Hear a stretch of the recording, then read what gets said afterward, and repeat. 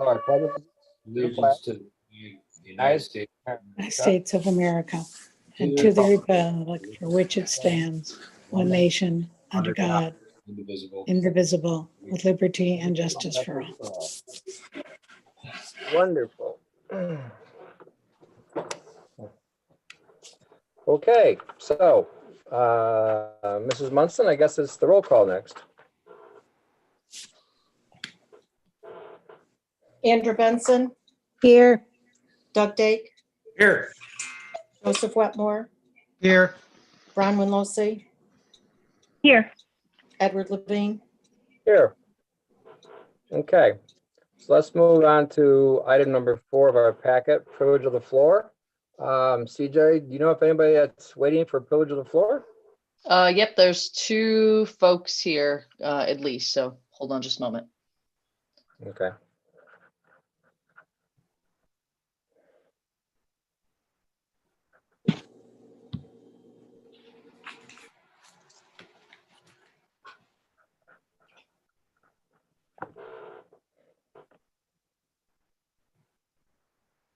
Okay, I didn't realize Cricket was owner. He's here now. Okay, hold on. There might be one more. There again. There he is. Okay, Are you and then, yes, hello? Yes. Are you here for privilege of the floor? No, I was giving my report. Mike Sigler, County Legislator. I couldn't get through the video link, so you get me by phone. Okay, so we'll do you a little bit later then, Michael, when you have your report, okay? No, Yeah, the video link should work. It just, we hadn't started the meeting yet. all right. I'll just stay on here. That's fine. Okay. Okay, and then last is just John Howell, if you'd like to admit him now. Well, first of all, is there anybody else that wants to use privilege of the floor? Otherwise, we'll No. move on to Judge Howell and we'll discuss a matter about the court. Yep, that's it. He's the only one in the waiting room. Okay, so we'll close privilege of the floor and we'll bring Judge Howell in and we can discuss a matter about the courts.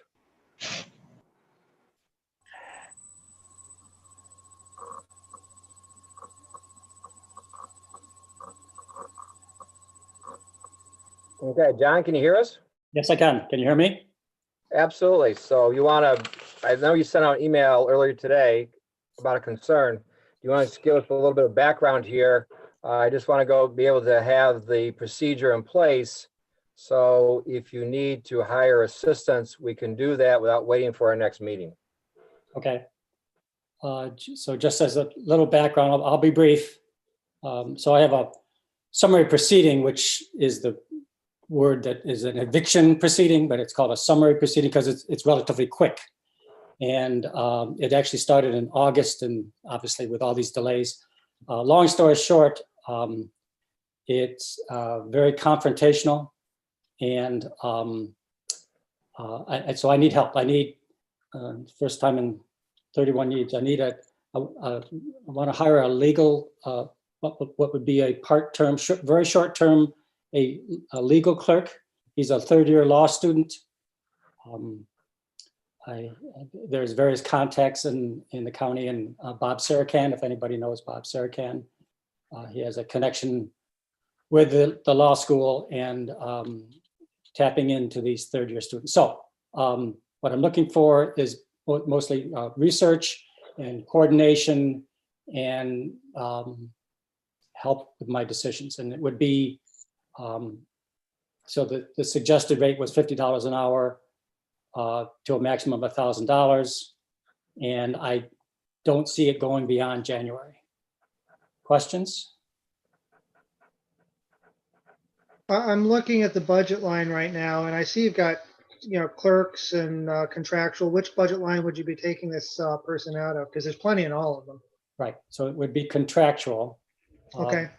I mean, the part of the sad issues is one of the good things is this year, because we've had such a shutdown, is I'm very I've hardly spent half of my contractual for this year, but obviously that ends January 1st, and I don't believe I'll have anything to cut a check to before January 1st. Is that correct, Ed? I don't think so, right? Right.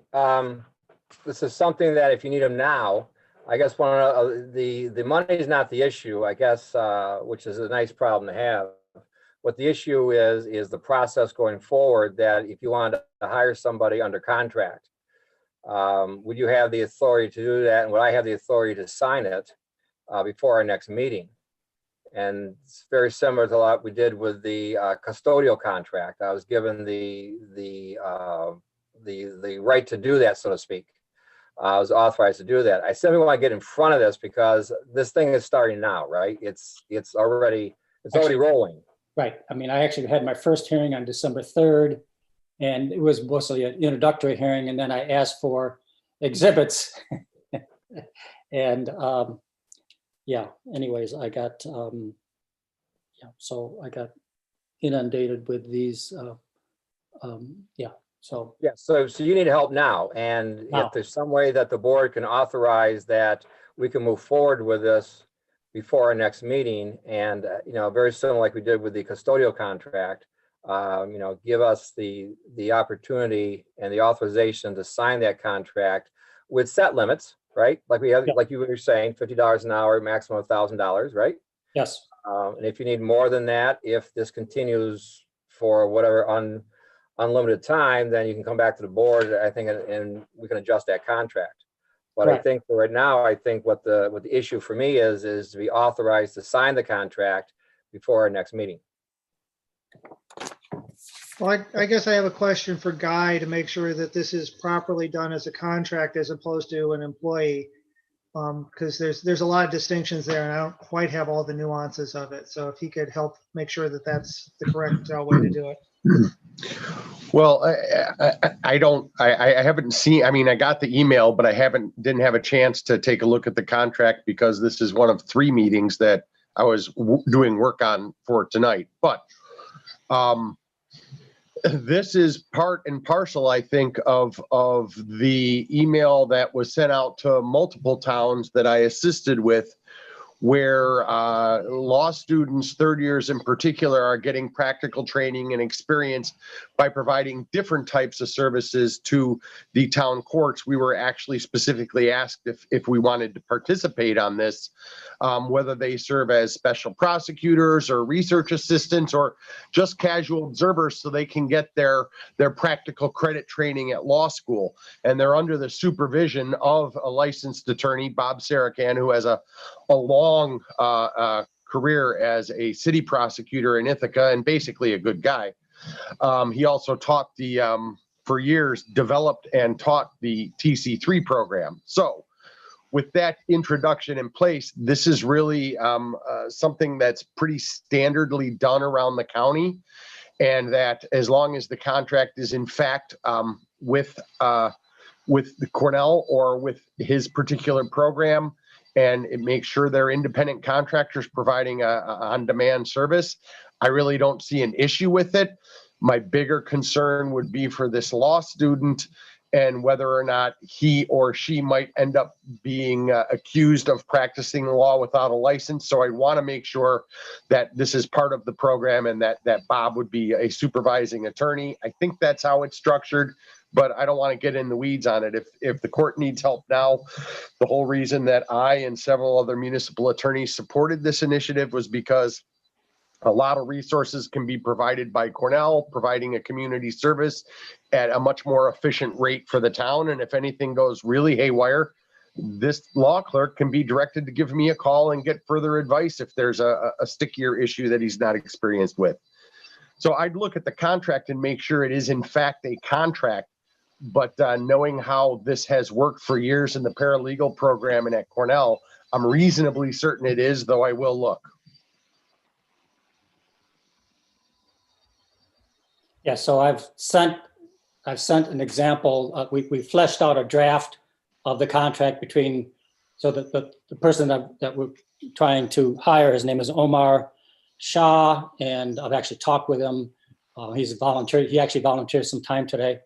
And so they're both Ed and Charmaine and you, Guy, have a copy of the Mhm. draft. I should have sent it to I only just got it about a half an hour ago. So, and again, we don't need to finalize this today. It's really just a question of permission. And I do want to just add something to what Guy said. We're going to go forward. There's kind of two different paths here on this program with Bob Serkan.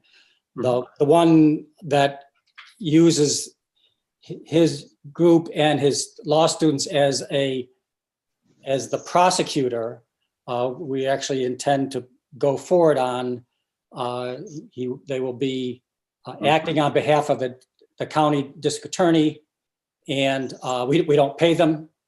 There's actually what's called a Van Sickle letter that transfers the authority. There are no penalties and misdemeanors. These are strictly violations. It's strictly a bench trial.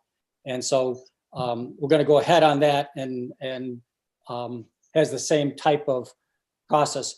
What I'm asking for here is something much more intense, much shorter.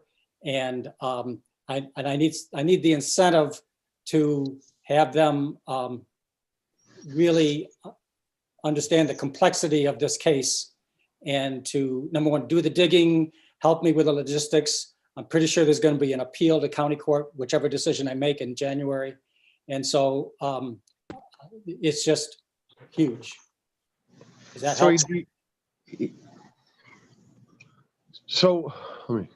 So he'd be basically acting more as a law clerk, providing logistical support and some basic research within the scope of what would be appropriate for a third level department. He'd be working as an employee of your office then, a contract employee, but under your supervision and control. And he would have to consult with his law school advisor or with me if he got into a legal issue. Is that how I would read that?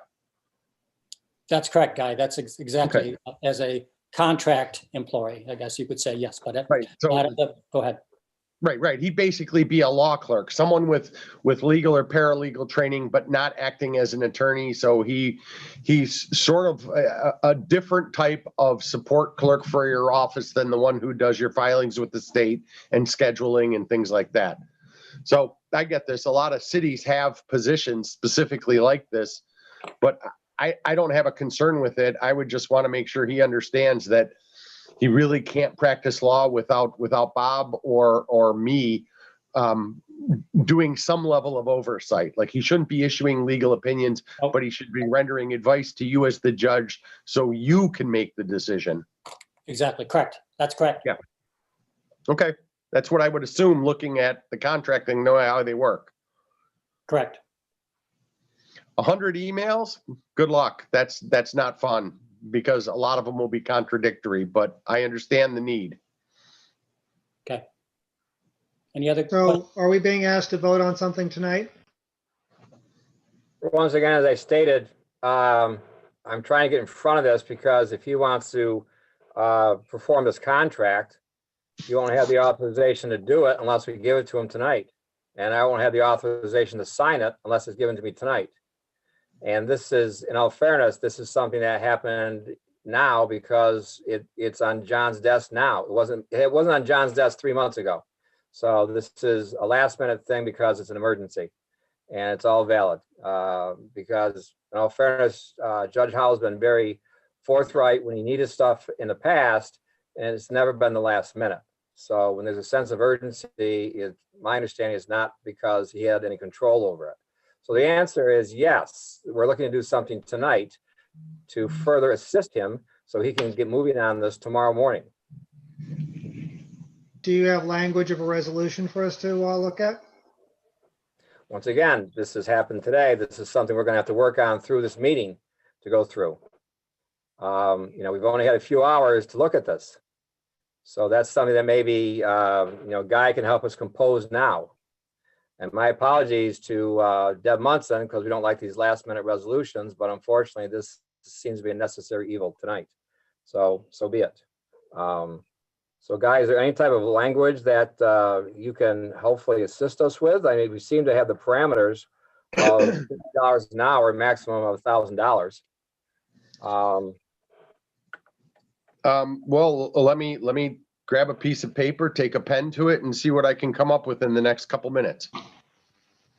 I would like to see it say something about Guy looking over the contract, because I want to make sure that we don't get into the employee versus contractor issue, and I'd like his eyes on that.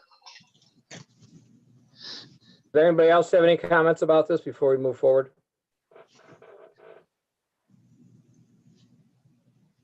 I just want to say, I hope this helps you, John. I hope you. this works. Yeah. Well, one step at a time, folks. This is one step at a time. It's to a greater good at the end of this thing. Everybody gets vaccinated. Yeah. Yeah, we just want to make sure that you have all the tools necessary to do the best you can. All right. Bronwyn, you have any comments? Nope, none of this time. Okay. Doug? No, it's fine. I'm in support of it. Shall we, Guy, shall we do this? Shall we circle back to this while you compose and go through some of these reports and give you a chance to have a few minutes to compose it, and we can circle back? Yep, that's what I'd do. Well, okay. Let's move on while Guy is doing Guy stuff. Okay. So we'll just put this on hold for a minute until Guy prepares something for us. And we'll go through the reports, and then I think maybe circle back by number 13 to get to the consent agenda and see where Guy is, and maybe have more discussion before our consent agenda, item 13. So item 5 in your packet is the library report. And I hope everybody has received this, at least they have, I think, sent electronically, that the library has their feasibility study. I don't know if, Right. Andrea, if you had a chance to look at it, I mean, I'll turn it over to you. I know this has Yes. been long awaiting, so if you want to make comments on it, feel free. Okay. You had asked about it casually at the last meeting, so I called Susie and it had been completed. I guess the only comments I want to make is that in the beginning, quite a while ago, there was talk of a brand new building, but I think for the library, which is very tight on space right now. But I think everybody realized that that was really not a feasible thing at all because of the cost and where it would also be. So this particular study was done to look to see using the present building and just expanding. And if anybody got a chance to look at it, it's really expanding the bottom floor, nothing to do with the top floor. And they need it for almost every program they have, but especially more computer space where individuals go in and use the library's computers. Because believe it or not, there's still many, many people in our town who do not have computers or do not have access to the internet. And they go to the library. And I have been there in the past, not recently, where every single station is full. And there's a waiting list for it. And then the different programs with preschoolers, with after school, with teens. So anyway, I thought it was very interesting. It still is very, very costly, and it's not going to happen right away. But I think it was money well spent for them to see what's possible in the future, and also what they have to repair right now, things that could be done right now. So that's my comment. So I'm looking at the plans here. Are they going to lose parking spots when they expand the bottom? I don't think so. Okay. I'm No not. parking an issue. Yeah. No, I think everything comes out to the land that's right there. Just they lose that one garden spot, and yeah, it's sort of like everything gets butted out except on the side by the community center. That's where they'll lose some Right. land, but it's not. It has nothing to do with the parking. No. No, I see, it looks like they're right to the edge almost, really, on a lot of this stuff. Yes. Right to Yeah. where the sidewalk starts on the south side, and on the other side towards the community center, looks like there's an addition to a building there. And almost like, for lack of a better word, looks like there's a wraparound, looks like a wraparound porch, even though it's enclosed. on there. Right. Right. Okay. Mhm. Well, this is very exciting. Like to see where this goes. Like to see where the numbers are as far as their costs and everything. Good for them. Do you have anything else to report tonight? I mean, this is on its own is a main course. Let's face it. But is there anything else you want to report on as far as that goes with the library? No, that's it. Okay, excellent. Thank you so much. Moving on to item 6 in your packet is the Lansing Youth Services Report. Just out of curiosity, is Pat Terrell on tonight? CJ? I didn't see No. him. Yeah. Nope, he's not. No, okay. I All think right. he's on vacation. Yes, I understand. Okay, good. All right, we'll move on to item 7, which is Tompkins County Legislative Report. Mike Sigler?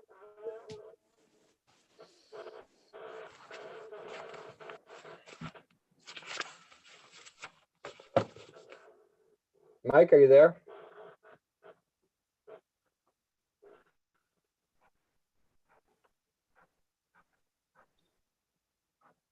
I think he was in the waiting room, wasn't he, CJ? There you go. Can you hear me? We can now. Hey, fantastic. Well, hello, everybody. Thanks for having me in again. So we're going to start, COVID-19, obviously the top of our agenda at the legislature. Cases just continue to rise. I mean, when I wrote this report, we had passed 1,000, and then when I looked over it again, we were up to 1,400, and now today we're at 1,626 cases. 260 of those are active. 12 folks are in the hospital, and as you probably know, we've had 6 deaths in the county. It's just reading online, the governor is asking us to put forward a plan on how to get the vaccine out to most people. We've already been working on that. So just so you know, Frank Kripa is on top of that. I mean, I asked him a couple of weeks ago, because of the super cold that these vaccines have to be at, do we have the freezer capacity? He said we did. And for the really cold one, the Pfizer one, we were establishing those. So, I mean, that was a couple of weeks ago. So we're pretty far ahead. We just, we want to be prepared for when it gets here.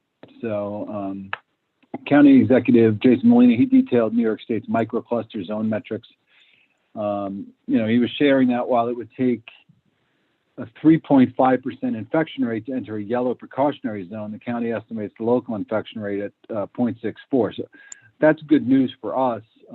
But obviously, if the numbers keep going up like this, that's something we're worried about. The state itself has really pretty much passed the yellow precautionary zone. So the governor's going to have some tough choices ahead for where we go with this.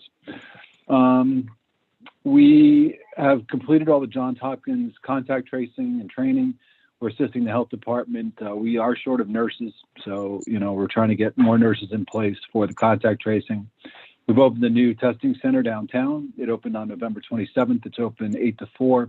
It is open by appointment only, but we definitely on weekdays. We wanted to give people a better, people downtown an easier place to get to than going up to the mall. But the mall, we are charging right ahead. We're doing like 2,700 tests a day. That was the last check. So, and that's with the students, now gone. So, I think we're at the end of the tunnel. I think if we just stay the course, if we can slow the spread just a little bit longer, the vaccine will certainly start kicking in, and hopefully we'll see some normalcy pretty soon. Other news, we approved a financing plan that will increase the annual household recycling fee to $70 for 2021. It's just the market for recyclables has really dried up. I mean, we used to be sending all our stuff for China. They decided not to take it anymore. Frankly, they were dumping a lot of it anyway. It wasn't like it was getting recycled. So right now we are kind of we're going to continue with our recycling program. Other counties are dropping it. We're not going to do that. Barb Ekstrom, she is our materials management department director. She thinks we can move forward economically. Frankly, if you shut down recycling, you're never going to restart it. It would just be too expensive. So we're going to keep going, and we expect new processing facilities to be coming in over the next couple of years. Actually, I'm talking at Tom Reed's office. That seems like a good thing that we could do in upstate New York, to be honest with you. We already take, garbage from New York City. At least here, we wouldn't be taking it and landfilling it. We'd be taking it and processing it into something else. We already have the distribution network to get it up here. So just an idea. The Southern Tier is obviously always looking for business ideas. So we are coming. We just did a vote on this. This was for the IDA to have a reserved seat for labor. The seat is designed for a building trades, but really any union member can apply for this position. The hope is to get on-the-ground insight, though, from someone who is actually going to be doing the work on some of these projects that we're approving. I've been on the IDA for the past couple of years. I'm hoping to continue that next year. I mean, my argument would basically be that I'm one of the few people that has a job where I rely on somebody else to get a paycheck from. And I think I'm the only person on the IDA that's like that. So that's actually in the private sector. So we'll see what they decide. What we're going to do. Anna Kellis, as you know, got elected to the assembly. I'm going to be the vice chair of that committee, and I'm thinking we're going to bring forward a resolution right at the beginning of the new year to add 2 seats to the IDA, and then we'll figure out who those seats would be designated for. But we need state approval to do that. So I think we're going to move ahead with that as soon as we can in 2021. Again, we congratulated Anna on her win. She'll be going. She's already been training in Albany. She resigns on the 31st of this month, and then we'll take her new position in Albany. That seat actually comes open. So that's right down by Lynn Street and Cascadilla Creek down there. So if you know anybody interested in being on the county legislature who lives down there, that's going to be an open seat. That election will be sometime in March. Other news, the Reimagining Public Safety Collaborative continues with the latest town hall. That was just this past Friday. The group has received hundreds of ideas from community members so far. There's more information on the Reimagining Public Safety Collaborative. That can be found at the websites. Just go to the tompkinscounty.gov website, County Administration, Reimagining Public Safety. You'll see the link for it right there. And you can also find the previous forums on YouTube. So it'll give you a good idea of what we're trying to do there. And there are still people that would like to see an end to the police force. I don't frankly see that happening. But I definitely think you'll see changes, much like after when Michael Padula was killed. You saw changes to the police force where mental illness was certainly taken into more consideration when police responded to calls. So that's it. And not really a big report today. I just want to wish everybody a really happy holiday season, Merry Christmas, and Happy Hanukkah for those that are celebrating that, and then obviously a Happy New Year, and certainly some good things on the horizon for the new year. So again, thanks for having me in. Okay, so I'd like to open this up to questions, and I'd like to open this up in alphabetical order. So we're going to go with Andrea first. Do you have any questions for Michael? No. Thank you Okay. for everything you do, Mike. And have a good Hey, no holiday. problem, Andrew. Thank you. Do you Yes. too. Bronwyn? Nope, thanks, Mike. Hey, Okay. thank you, Brum. Okay, Doug? Thanks, Mike. Well, I'm all set. Hey, thank you. All right, thanks, Doug. All right, Joe? Thank you for your report, Mike. I appreciate it. Thanks. All right, thank Okay. you, Joe. Mike, I have a couple of comments or questions. The recycling Okay. fee is going up to $70. What is it? I can't remember. What is it now? How much did it go up? I think it went up about $5. I think it was like at 60. I want to say like 66, actually. So it's gone up a few dollars. Okay. Yeah, I mean, the market for recyclables is really, there isn't one. So that's what we're kind of waiting for to get that back. Because we used to make money off of recycling, and now we don't. Okay, the other comment I have is, unless things have changed, I was on another conference call this morning, or actually last week, we had a conference call, 'cause I think we're gonna have the health department tomorrow, is they mentioned there's there'll be 4,500 vaccines allocated to this area, Tompkins County. And what that means is that if this is a 2-shot vaccine, that means you've got 2,000 excuse me if my math is correct here, we got 2,225 people that can be vaccinated. My advice, having experience with shingle shots, the Shingrix, that was 3 to 6 months between the wait. I think this one's 3 weeks. Is that you have the second shot available someplace for that person and not give 4,500 out to 4,500 people. I know we had a problem in the past with a shortage for the second shot for Shingrix, even though it was 85, 90% effective for the first dose only. But I would caution the health providers, and they probably already are aware of this, to be very wary how many you give out to make sure you have a supply there. Otherwise, you may, as we say, outrun your supply lines. And that is a very, very dangerous situation to be in, and it causes more panic than it does good. So those are my comments for people that are interested. Well, Ed, with all due respect, I don't know what kind of experience you have with pharmaceuticals, but I don't know. I'll have to look into this. Like I said, this is something that we've done with the Shingrix, and it was something that we were very cautious of. In other words, when we gave somebody a shot, we basically, of course, this is different with the dynamics because you have to freeze it. But the Zostavax was the same way. We had to freeze that one. That was a one-shot deal for shingles. But getting back to the Shingrix, which was 2 shots, we always saved the second one for people because we had people hunting for the second one all over the place because they couldn't find it. And like I said, they had the 3 to 6 month window. But it got a little tense when they got around 5.5 months. So once again, I know they're going to be prudent about this, but I would just warn them that they make sure they have the second shot available for people when it's needed. That's all. Yep. No, that's good advice, Ed. I'll definitely relay that over to Frank. So. Thank you. Anything else, my friend, or should we move on? That's it for me. Again, happy holidays. I'll talk to you guys later. Happy holidays, and thank you for all your hard work. Let's move on to item 8 in your packet, which is the Park and Rec Department. And one of the things we're doing is we're encouraging our employees to work from home as much as possible. That way, people don't get exposed to this bug, because if you get exposed to it, you're down for 2 weeks. And we'll just leave it at that. So Jenna's working from home a lot. She has the software in place, thanks to Patrick. And Heather was working from home a lot.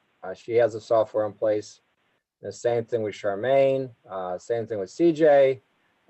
We work as much as we can from home.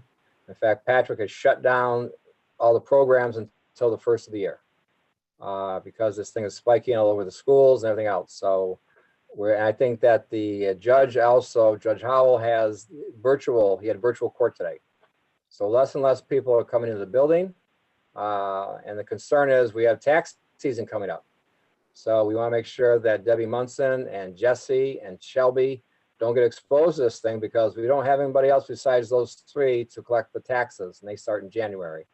And I think what they'll do is in the courtroom, they will spread out, and they will use that as the workplace and go from there.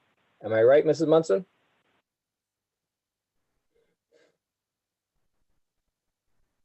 I'll wait to see if she responds. That was a thumbs up. Yes. Okay, there you are. I'm sorry. I got so many screens here. I mean, you're doing the best you can, but unfortunately, you're the most vulnerable one because we can't spread you out as much as we like, and we can't work from home. Yeah, we're gonna, we've got the tax bills. We got, 4,000 or whatever arrived there in our office this week. So the plan is to put a couple big tables with people spread out in the boardroom so that they can work in there, and then we won't be on top of each other in the office. So hopefully it'll be good. So one of the things we're looking at, and this is in the exploratory stage right now, is to see where this goes. And I'll wait for your recommendation, Deb. But if we have to do it by appointment only, we'll do it by appointment only. If it goes down to that level. But right now, I think, according to your guidance, we're okay where we are right now, correct? As far as accepting payments in the future and everything else? Right. We're fine for the moment. Okay, good. Okay, Moving on, we have, thank you, Deb. Moving on to item number 9 in your packet, the highway superintendent report. Is Cricket there? Yes, sir. Hey, my friend, how are you? Hey, good. How are you? So, Is anyway, obviously, we've got I've got my crew. They're all working from home too. Unfortunately, it's the cab of their truck tonight. So, everybody's out there busy dealing with this storm, and we'll see what that brings. First of all, I guess I really gotta give Mike Mosley a lot of extra credit as far as dealing with all this COVID and PPE stuff. And I know Ed. I mean, he's been working with Charmaine and CJ and Heather and Jenna and everything, trying to work on this action plan and everything. And so, I mean, I can't thank him enough for all the extra effort he's been putting on this stuff. I know, Joe, you had a question as far as, I don't know if you got an answer on the A50 10400 on the 12,000. No, we're waiting for I've you. not gotten an answer. Okay, so anyways, what we did, so we've got some stuff that still will need to be paid for end of the year out of that. So obviously, at this point, there was like 8,400 and some dollars worth of PPE stuff. That's our governor's unfunded mandate that we share on a lot of things as far as the two items per essential worker per shift and all that stuff. So we actually got ahead of that game. We have the 6 months supply required by that mandate to take care of all of our essential employees of the town. So we were actually able to secure all those parts and pieces to have that. And like I said, that's something that, Mike worked really hard on to kind of put together there. We're like the 8,400 bucks at this point. We've also had some, we've got the automatic dispensers for sanitizer, hand sanitizer and stuff. So there's some of those bills left out to be paid. Right now we're around 9,300, which I don't foresee there being much more. There might be a couple other incidentals, but I guess the idea was with Charmaine was that we would just do that budget mod. So we did one to kind of take care of all of this, because as we priced out everything and got prices, we were initially looking in the $10,500, $11,000 range. Cintas that we use for medical supplies and everything here for the town. She came in, actually was able to give us some great deals on, masks and the gloves and some of the stuff we need. So we ended up saving a ton of money with them based on them being, somebody we use already, and they had everything in stock. So we were able to secure it. So I don't know if hopefully that helps answer that question a little bit for you. Well, I saw that we bought a bunch of masks, so I signed a voucher for it today or yesterday.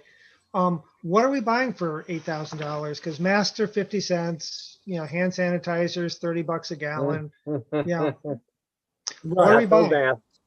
Huh? Not those masks. Well, I saw us buying masks at 50 cents a piece, so I'm not sure what we're getting. So help me. Well, the masks aren't 50 cents a piece, so they're like $3.50 a piece. But we're talking 22 people, 2 items per shift, 6 months supply. So multiply that all out. So I mean, we're talking about masks, face shields, latex gloves, hand sanitizer. I'm trying to think. I know I'm missing a couple other things. I don't.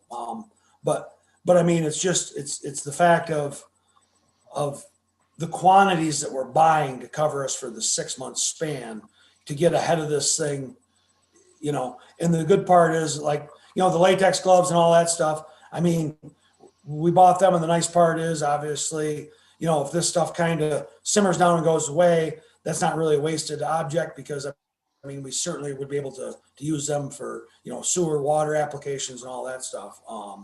So like I said, I mean, it's, that's kind of where, I mean, like I said, we've installed a bunch of, automatic, hand sanitizers, within our building, just, people coming in and out, but guys in and out.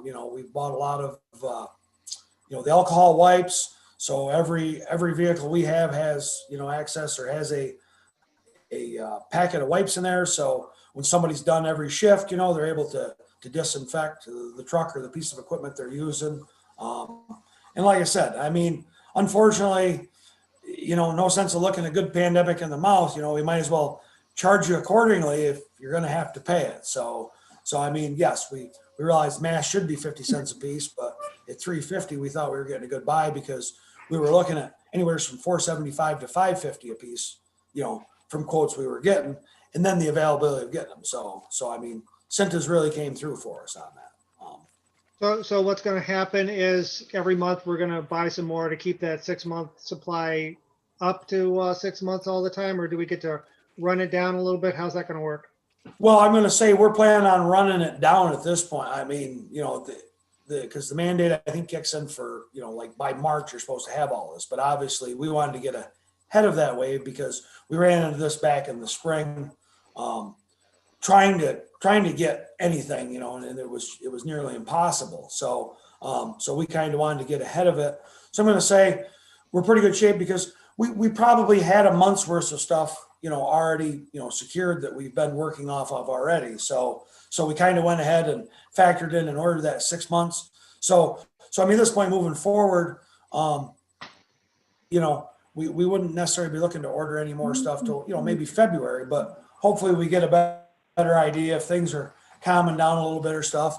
But I certainly would say we're into the 6 months, supply.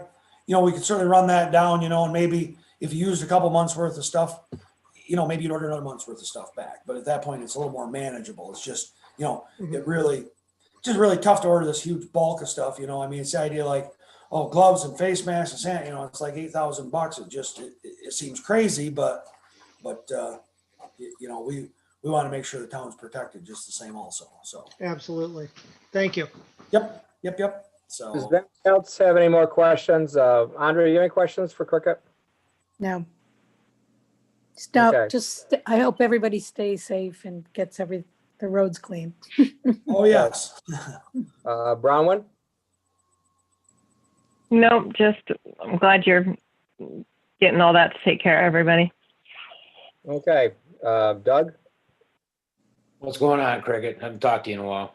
Well, yeah. Well, I waved to you when you drive by.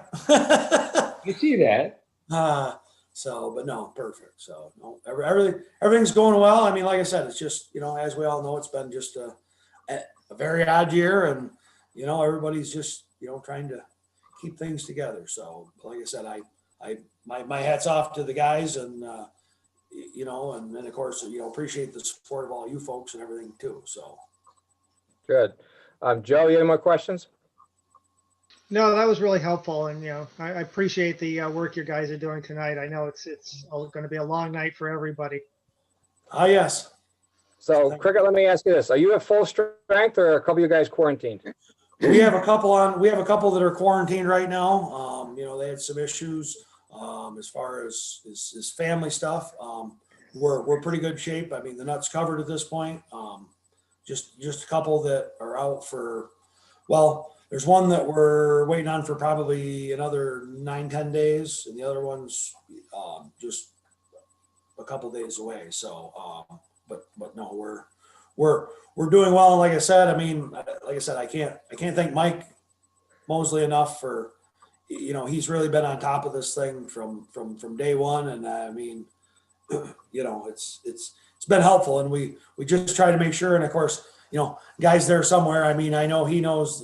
Certainly they've had lots of conversation, back and forth, just to kind of make sure we keep this thing right, and just like all you folks. I mean, we want to keep everybody out of harm's way the best we can. So Cricket, to your credit, you trained him and you picked him. So you obviously have good judgment on his ability. Otherwise, you wouldn't keep him around. So I appreciate that, and I appreciate you mentoring him.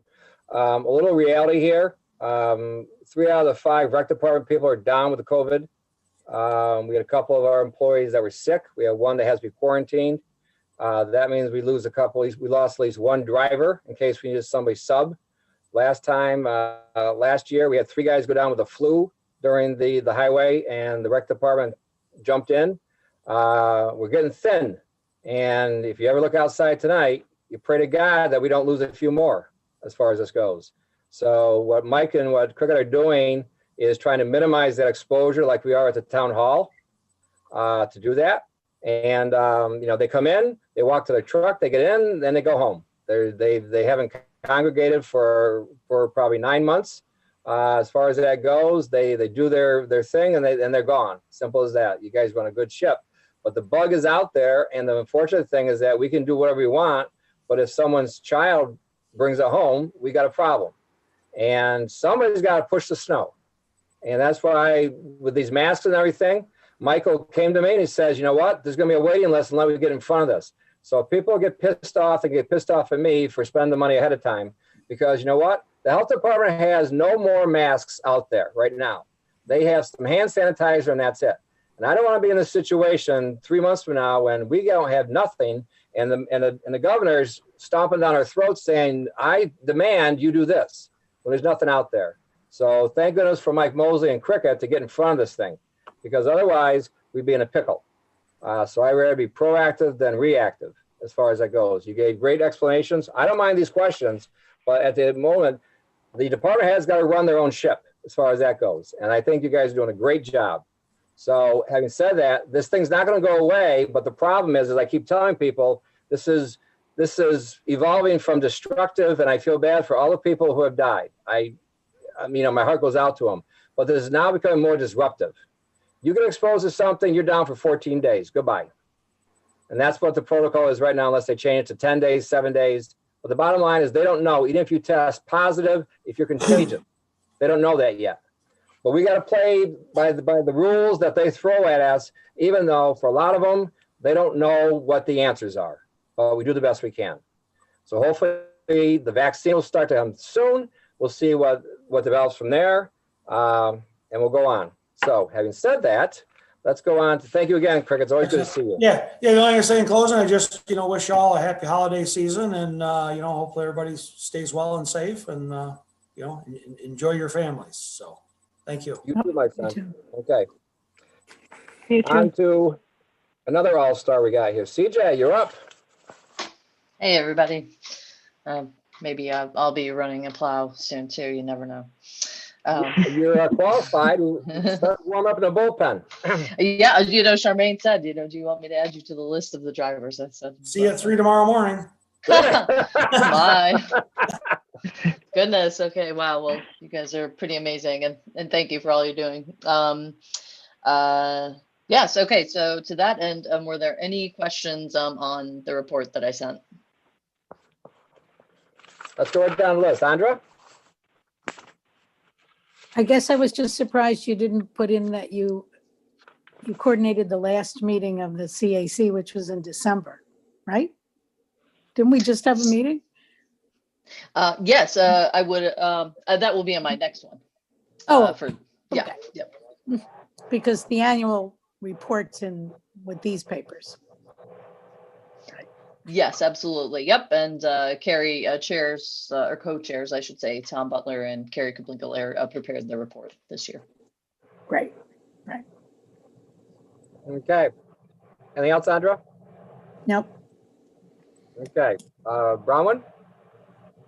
No, thanks, CJ, for everything. Great. Doug? I'm all set. Thank you, CJ. Okay. Joe? I would just like to ask CJ a little bit about some of the stuff she mentioned at the end of the planning board meeting, in which basically we've given her so many things to put on her work plan that there's more stuff on her work plan than she's got hours in the day. And yeah, I'd like her to talk to the board about that a little bit, because eventually that comes to us. Yep. I will get to that. That's on my list of things to talk about here. Okay. Let me just wrap this up. Cricket, are you still there? Or did you leave? Did Cricket sign off? I think so. Okay, never mind. Yeah, which actually brings me to sorry, go ahead. What were you No, go ahead. I'll talk on his behalf about something after this. I'll bring it back. But go ahead. Go ahead and discuss the your situation. Okay, yeah, so the first thing I wanted to mention tonight was we're seeking a motion to amend the agreement for the highway department. Ends up when I asked Deb to fill out the resolution that you passed last month, I included the wrong form number. So instead of B101, we'd like to change that to B201 and 203, which are more appropriate for the feasibility study rather than the full-blown contract. It was just overkill. So, yeah, and I think Deb has language for that. Let's see here. The other piece, if I could just do a quick screen share with you. And I thought that Cricket might be on to comment about this, but just wanted to share with you this particular survey map is of Town Barn Road extension. So this has been proposed as part of a site plan for the wildlife resolutions project, the site plan review that's currently before the planning board. They are looking to seek the permission of the town to actually finish a Town Barn Road extension. So I did speak to the highway department about this. I'm sorry, I didn't get them to stay on here, but they've indicated that the Town Barn Road extension is actually suitably improved at this point. Apparently they were doing a job and they had some extra material from Supercoat, and so they just finished the road, and so it's suitably improved to their specifications as far as they're concerned. And so unless there's specific concerns from the town board, we'll just go ahead and work with Guy and Dave Herrick and Highway Department to advance that at next month's town board meeting, unless I hear any specific concerns. Okay, anything else, CJ? Okay. Yep, I wanted to mention that I did send comments to Office of Renewable Energy citing on behalf of the town. I had circulated those draft comments, and I'll also be circulating. I received some comments from Association of Towns, put some together, and so did New York. I think it's New York Farm Bureau. And I'll put those in a single email and just circulate those. We'll see when those draft regulations actually head to being finalized, but my guess is that Office of Renewable Energy setting is probably drowning in comments, and I would bet they got quite a few on both parts of subparts that they issued back in September, and comments were due about a week and a half ago or so. Which kind of brings me to my final piece, which does tie in with what Joe was asking a little bit, which is the planning board is interested in making some amendments to the fairly recently adopted solar and wind local law. So that was adopted in, I think it was July 15th that was adopted. We've had one project come through under that local law, a small system, so that didn't need any significant review and was subject to the unified solar permit. So it was under 10,000 square feet, and it was a pretty straightforward process. But that said, without a specific policy directive from you, I'm a little bit hesitant to ask them or encourage them, I should say, to go a lot further with any proposed amendments. So I just kind of wanted to get a sense from the board, kind of where you saw that and how that really fits into my 2021 work plan, because I know there are, other priorities you'd like to see done. And there are these, fun pop-up things too, right? Like the New York State Emergency Healthcare Plan, which thankfully and graciously Judy Drake offered to assist me and Charmaine and Guy and Ed with. But there's unanticipated things that pop up. Of course, we didn't really see the pandemic coming. And we've planned for some contingencies, but I just kind of wanted to get a sense from you, did you, I sent Guy's comments around about what he thought about the draft regulations relative to the town's position. And I just wanted to know, do you want to put the time and effort and to have a directive to the planning board to make these changes? Because if so, that will impact next year's work plan too. And I just want to plan for it is all. Just want to be on top of it if so. So let's go down the line. Andrea, do you have any questions or concerns about this or comments? No, I got to think about it a little more. Okay. Bronwyn?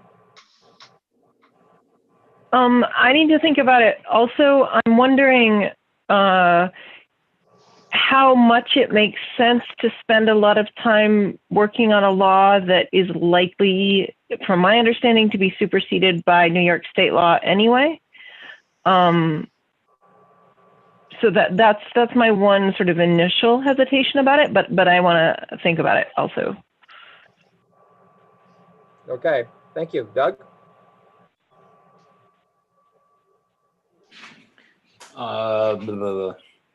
I guess based on some of the comments, especially through the planning board, the last several meetings, we have a couple of citizens that are worried about this as far as sites and how they're cited and whatnot. And I know the planning board's been working relatively hard on that. Based on my truncated meeting I was at Monday. So I guess my only thoughts there would be, can we implement it in a expedient fashion? Is it, like Brown said, is it something that New York State has ultimate control over, which I think they do. However, I've also heard that they, via these comments, that if local law were in place, that this could be somewhat mitigated in that regard. But that's about all I know. It's a lot of work for CJ, and I know it would affect other things as well. So I guess I'm on the fence a little bit with that, but certainly willing to listen and follow through if need be. Okay, thank you. Joe? I'd like to kind of reiterate some of what Doug's saying, listening to the planning board work on this. I know they're really working hard to figure out what New York State's saying is their minimum and seeing where they think they can push it enough that New York State won't simply override it. So I think there's a real careful look at how we can create a law that won't get overridden by New York State. But that said, I also know that CJ's got, 2 people's worth of stuff on her plate. And what I really want to do at some point and help her is figure out what the priorities are. Either we're going to have to hire somebody to help her, or we're going to have to take some stuff off her plate. And we need to work through that before you can really answer, should you work on the solar law? Because it's not, should you work on the solar law? I'd say, yeah, there's some real important stuff there. But I might change my mind if you say, should you work on the solar law, or should you work on, say, the overlay districts, or should you work on revising the zoning code? And when you start saying, here's all the things on the plate, which ones can we do? I think that's a different kind of discussion, because they're all really important. They're all really things that we need to do, but they're not all getting done in 2021 unless we hire someone to help CJ. And so we either are going to hire someone to help her, or we're going to take some of them and make them a lower priority. And I think that's what she needs some help with from us. Okay, thank you. So let me give you some bigger picture stuff here, okay? CJ, correct me if I'm wrong. Is it 20 megawatts or less that there's no oversight with? Is that correct? For solar?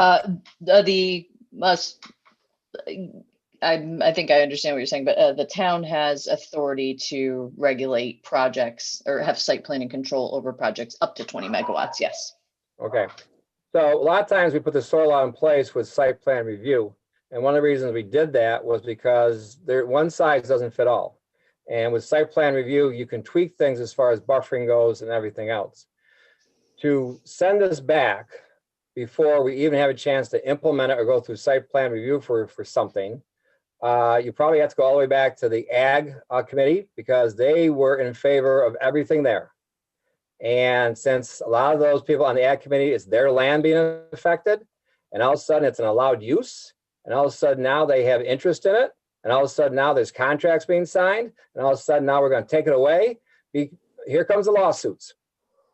So let's keep that in mind when we start these passionate type of suggestions from other board members of other boards. I understand people are concerned about this.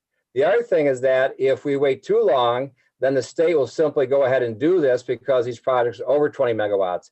The only chance we have as a town is to get them into the planning board and start to do site plan review now before we get steamrolled by Albany.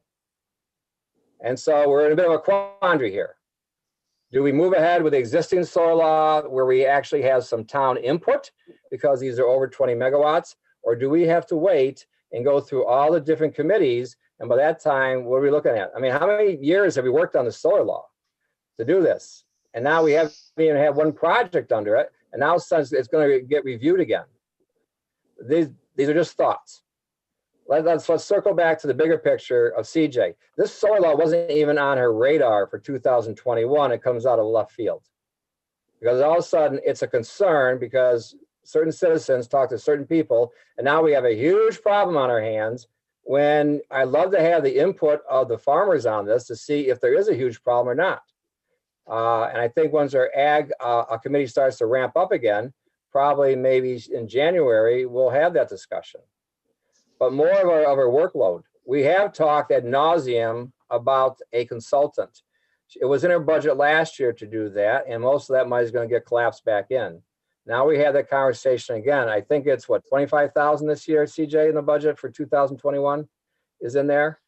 I want to say 30. I think it's 30, but yeah, somewhere. Thank you. close I to think that. I think there's two, but I don't have the numbers in front of me. So having said it's 30, we also talk about space. Where are we going to put these individuals? Can they work from home or not?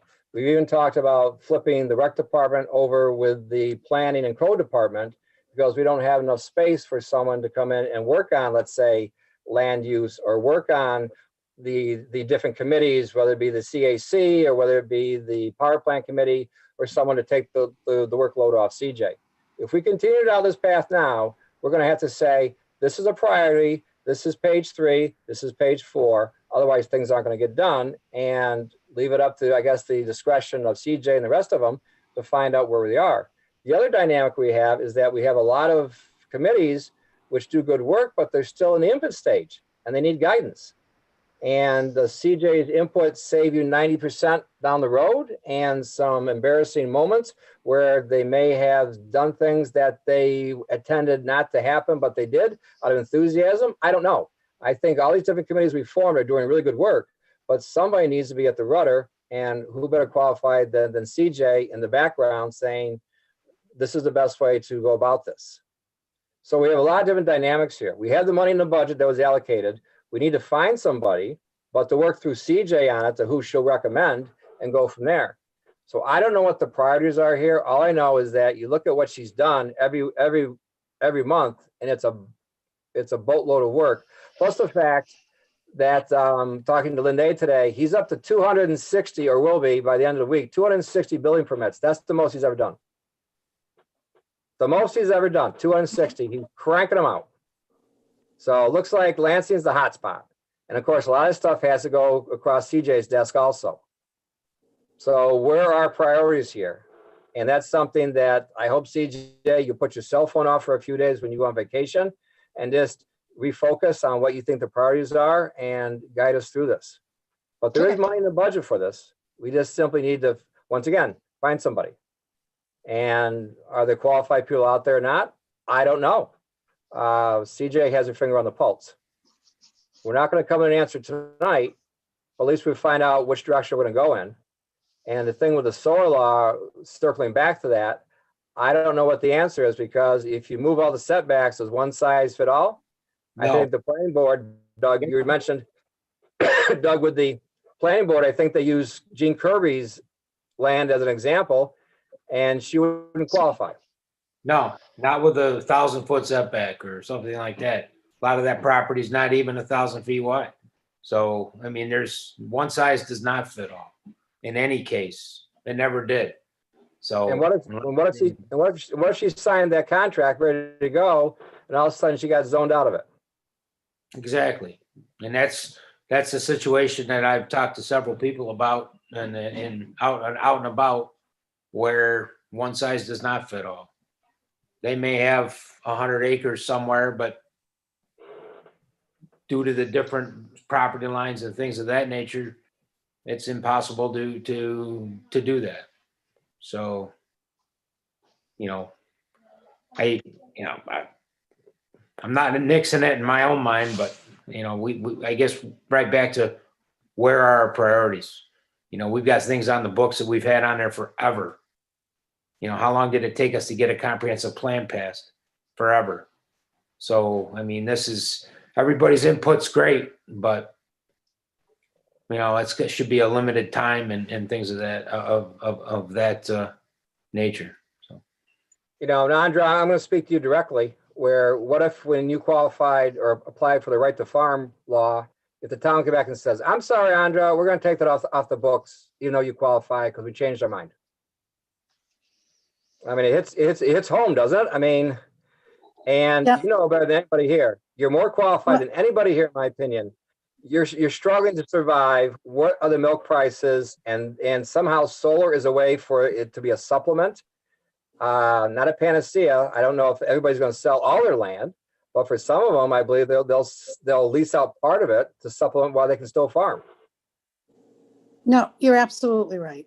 And the price of milk changes every year. And right now I only speak from being an organic farmer, and for us, things are okay. But for the conventional, they are not.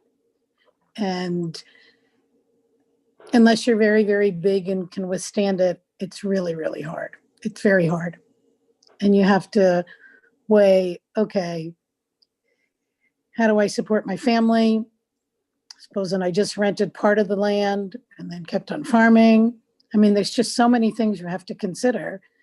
And I still go back to the landowners have the right to do what they want with their land unless things are zoned very, very differently. And this is the way we've worked for years and years and years. And I feel for the neighbors, but I just don't, I don't think you can take that right away from people if they want to sign with the solar farms. But I hate to think that Lansing's going to just be one gigantic solar farm. That bothers me also. But I can't make a decision for somebody else, for somebody else's farm, for somebody else's land. I can't do that. Yeah, I feel bad too. So CJ, I'm going to bring you back in this conversation with the county where they passed the law saying they want to have so many megawatts of solar by such and such a date. I don't have my notes in front of me. Do you recall how many megawatts that was? Well, there's a couple of pieces at work here. One is the county's energy roadmap, which I think called for 944 megawatts of solar countywide, well, not just in the town of Lansing, thankfully, but countywide. And I think it was intended to meet the CLCPA goals. And I just want to reiterate, and perhaps Guy can illuminate this. The way that the Office of Renewable Energy Siting is going to determine whether the town's law is unreasonably restrictive on solar developers will be based on those CLCPA targets. So those targets statewide for renewable energy deployment, which kind of puts Lansing in an awkward spot because we have, the town is bisected by bulk transmission lines. There's a, pretty significant, capital sitting there in terms of a substation at Milligan Station that's currently unused. And so I think, if you look at the New York State Independent System Operator queue, there's well over 500 megawatts of projects, but only 3 projects, but they're very large in size. And I think between the effort to power the data center as well as to get 400 plus megawatts of power back on the bulk transmission lines, I think you're going to see the state come in and say, this is absolutely necessary. And, Guy has been, kind of echoing this comment of, when there's a public interest in something, eventually what happens is the state and federal government say, okay, that's enough of local opposition to this, that, or the other, cell towers, energy siting, whatever the case is, and then they just supersede. So I think we really need to think strategically with Guy's help. We have some time because the Office of Renewable Energy Siting is, like I said, probably drowning in comments.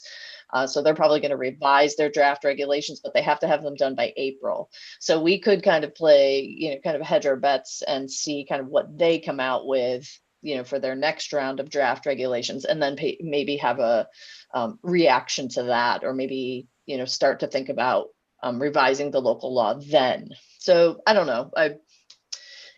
It's a really complex situation, and it's couched hugely in state energy policy. Anyway, thanks for comments. No. So to your point, CJ, it's 944 megawatts.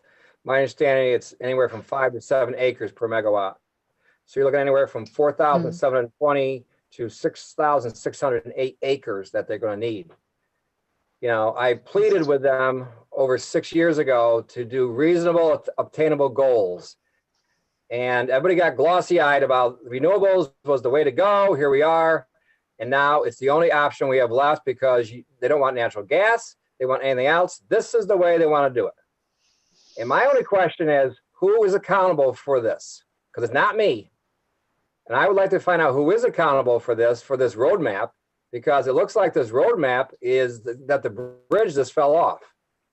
How are we supposed to do this now? Now I see people pushing back. Well, we're not going to have no farmland. We're not going to have this. Well, who's accountable, please? And Mike Sigler, if you're still on the line, I hope that you'll dig into this and find out who voted for these things, because those are the people that need to start answering some questions that now it's not quite working out. And I think that our power lines, correct me if I'm wrong, CJ, they can only hold about 500 megawatts, can't they? A little less than that, maybe. I think it's 300 and change. I think it's 4 is the max, 400 megawatts is the max capacity on line 975, but I'd have to check with NYSEG to tell you for sure. Okay. But I think that's what it was sized for, because Milliken's a 306 megawatts. So I think it was just overbuilt, the lines. We're looking at 2,000 to 2,800 acres.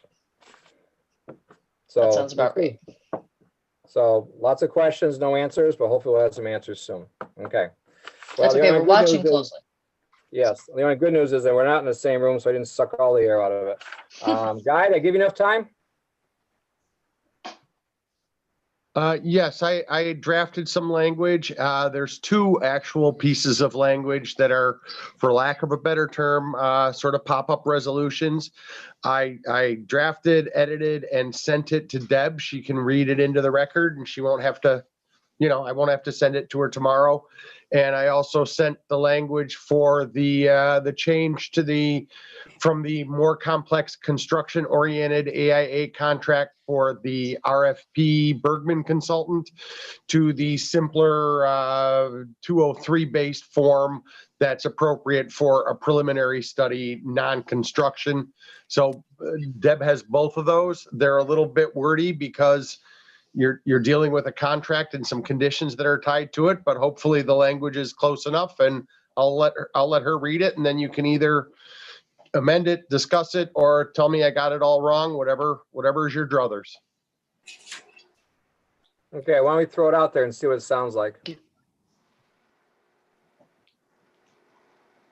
Okay, this would be, can you guys hear me okay? Yes. Okay, this is no, that's the other one. What am I next? Let's see. Okay, this is the motion that pertains to what John Howell was talking about. So it would be a motion to authorize the town supervisor to negotiate the final terms of and execute a contract for independent contractor services from a third-year Cornell law student functioning as a law clerk principally for Judge Howell at a rate of $50 per hour, subject to a $1,000 maximum, under the supervision of the town court, or when required, a licensed New York State attorney. all pursuant to the terms of a contract to be reviewed and approved by Judge Howell and Town Council, which agreement may be immediately executed upon such approvals. So do I have a motion and a second for that? I'll I move can it. move that. Okay, so I heard Doug and then Joe. I guess I should, this isn't really my place, but is there discussion before I call a vote? You're doing quite well. Thank you. Keep going. Okay. You're- Well, we did a That's lot of it. discussion before, so, I only do what you tell me to anyways, Deb. Now that everybody knows. okay. Yes, is there any further discussion? I have none. Okay, we all set? Looks like, Okay. okay, Okay, Ms. Munson? okay, so this is an all in favor vote, not a roll call. So can you guys just kind of like do a thumbs up when you say yes, so I make sure I hear everybody? So all in favor? Yeah. Aye. Aye. Yes. Okay, no opposed, good. Okay, do you want me to move right on to the next one? Absolutely, go ahead. John. Hi, guys. Thank you, everybody. Okay. I'm gonna go out for a smoke. I'll be back, okay? You know, I don't Okay. smoke. The next one is for what CJ was talking about earlier about having a wrong number. I personally told her she didn't need to do this. We could just change it because it was a typo, but I guess I got overruled on that one. So here's this lengthy little thing to change a number. It is, and that's nothing to you, CJ. It's just I was trying to make it simple.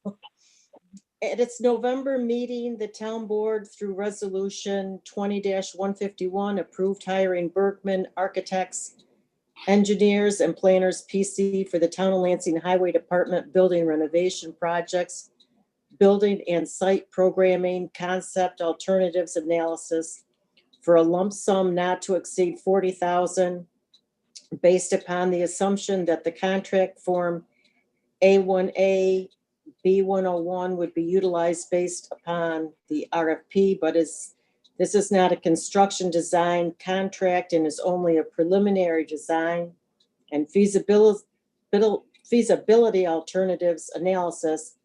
The more proper A1A forms are A1A B102 and A1A B203.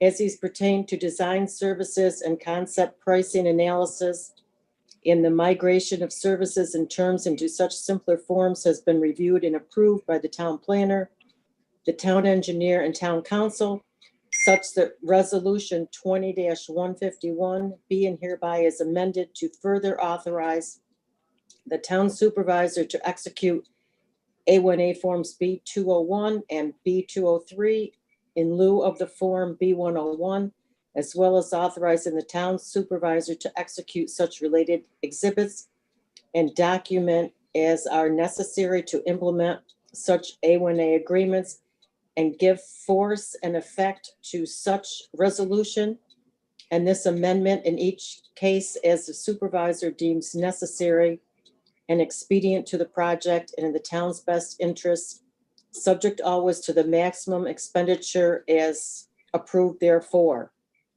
I do just have one question. I thought this was going to be a motion, but in the middle of this, somewhere out towards the bottom, it said resolution, or is that meaning to the previous resolution? Never mind. Okay. So do I have someone making a motion for that? So moved. Who was Second that? it. That was Amber Doug. Okay, I was second. okay. Actually, Ed moved it. Oh, Oh, sorry. Ed moved it? Okay. Sorry. Discussion, we have discussion on that? Good job.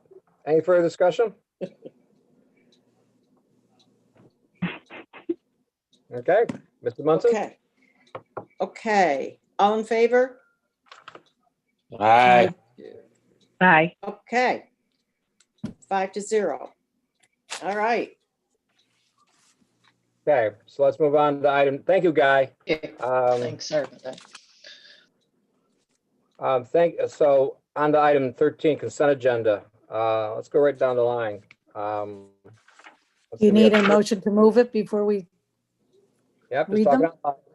Just Excuse me? talking out loud, boss. Okay, yeah, so I'll make a motion to move the consent agenda. I'll second it. Okay, any further discussion? Okay, Andra, you want to read A and B? Could I just, I need to say one thing in here. So, so first of all, Ed moved it and who was the second? Joe. Joe? Okay, so what I want to say is the numbers are now going to be incorrect on here and I will fix those tomorrow because we've Okay. now put these other two motions in. So if you can just kind of ignore the numbers for tonight. And like I said, it'll be fixed tomorrow.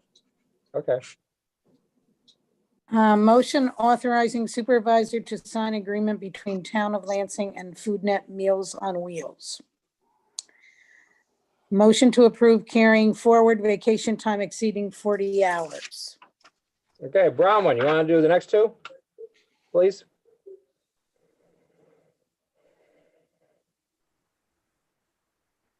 Unmute. Unmute, please. That'll work better. There you go. Resolution authorizing acceptance of bid, issuance of notice of award, and contract to Cayuga Commercial Cleaning for Town Hall and Community Building Custodial Services. Okay. Next one, please. Do you want me to do the Yes, next please. one? Resolution Yeah. hiring full-time information aide in the supervisor's office and part-time information aide in the town clerk's office. Okay. Doug, will you do the next two, please? Resolution approving the Town of Lansing Conservation Advisory Council 2020 Annual Report and reappointing members. And then resolution authorizing 60 hours carryover vacation for Code Enforcement Officer Lynn Day in the Planning and Code Enforcement Department. Okay. Okay, stop. That was wrong. Ah. Sorry. That was, I must have the old agenda then. yeah, we need that one was taken out and a different one was put in. Okay, Right. well, it's I have it filled all. in already. My You're fault. fine, Doug. Why don't you do the one about the resolution reappointing members of the Town Lansing Conservation Advisory Council, okay? I already did that one. Didn't Okay. I did. He put the E and F together. Gotcha. Okay. Joe, you want to do the next one, please? Or G, resolution appointing Sandra Dennis Conlon, Thomas Butler, Dale Baker to the Town of Lansing Planning Board. Okay. Are there any others, Debbie, that are on there? I don't see any on Well, my end.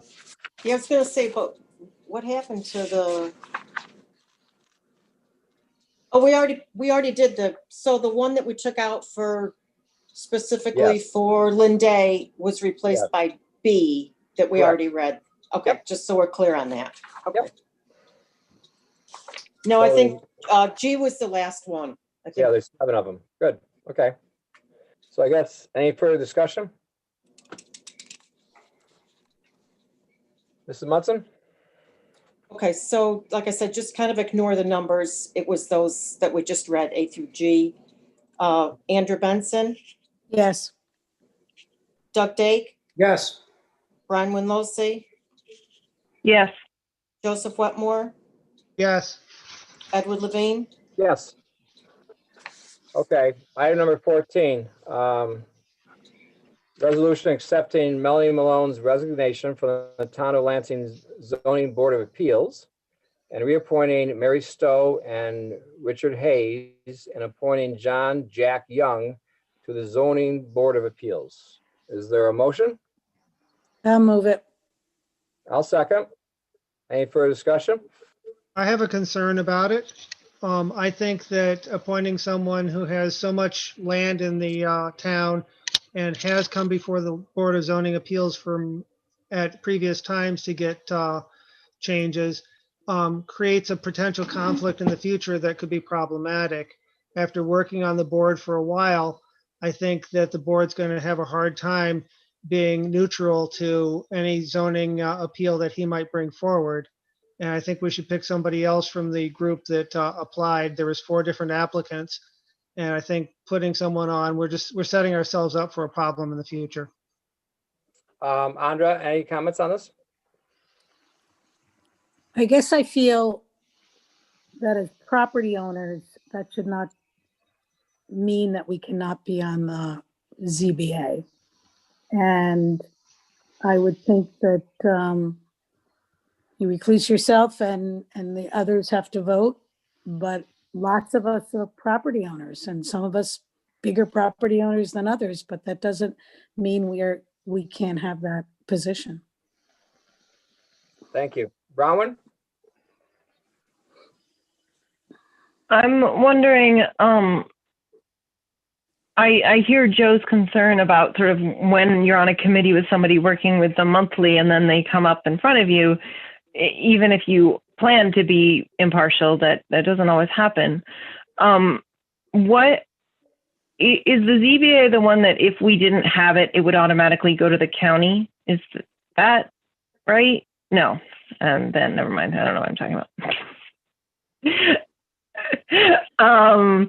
Well, then my quick fix about that is out the door. So I hear the concern, but I also hear that, you know, we can't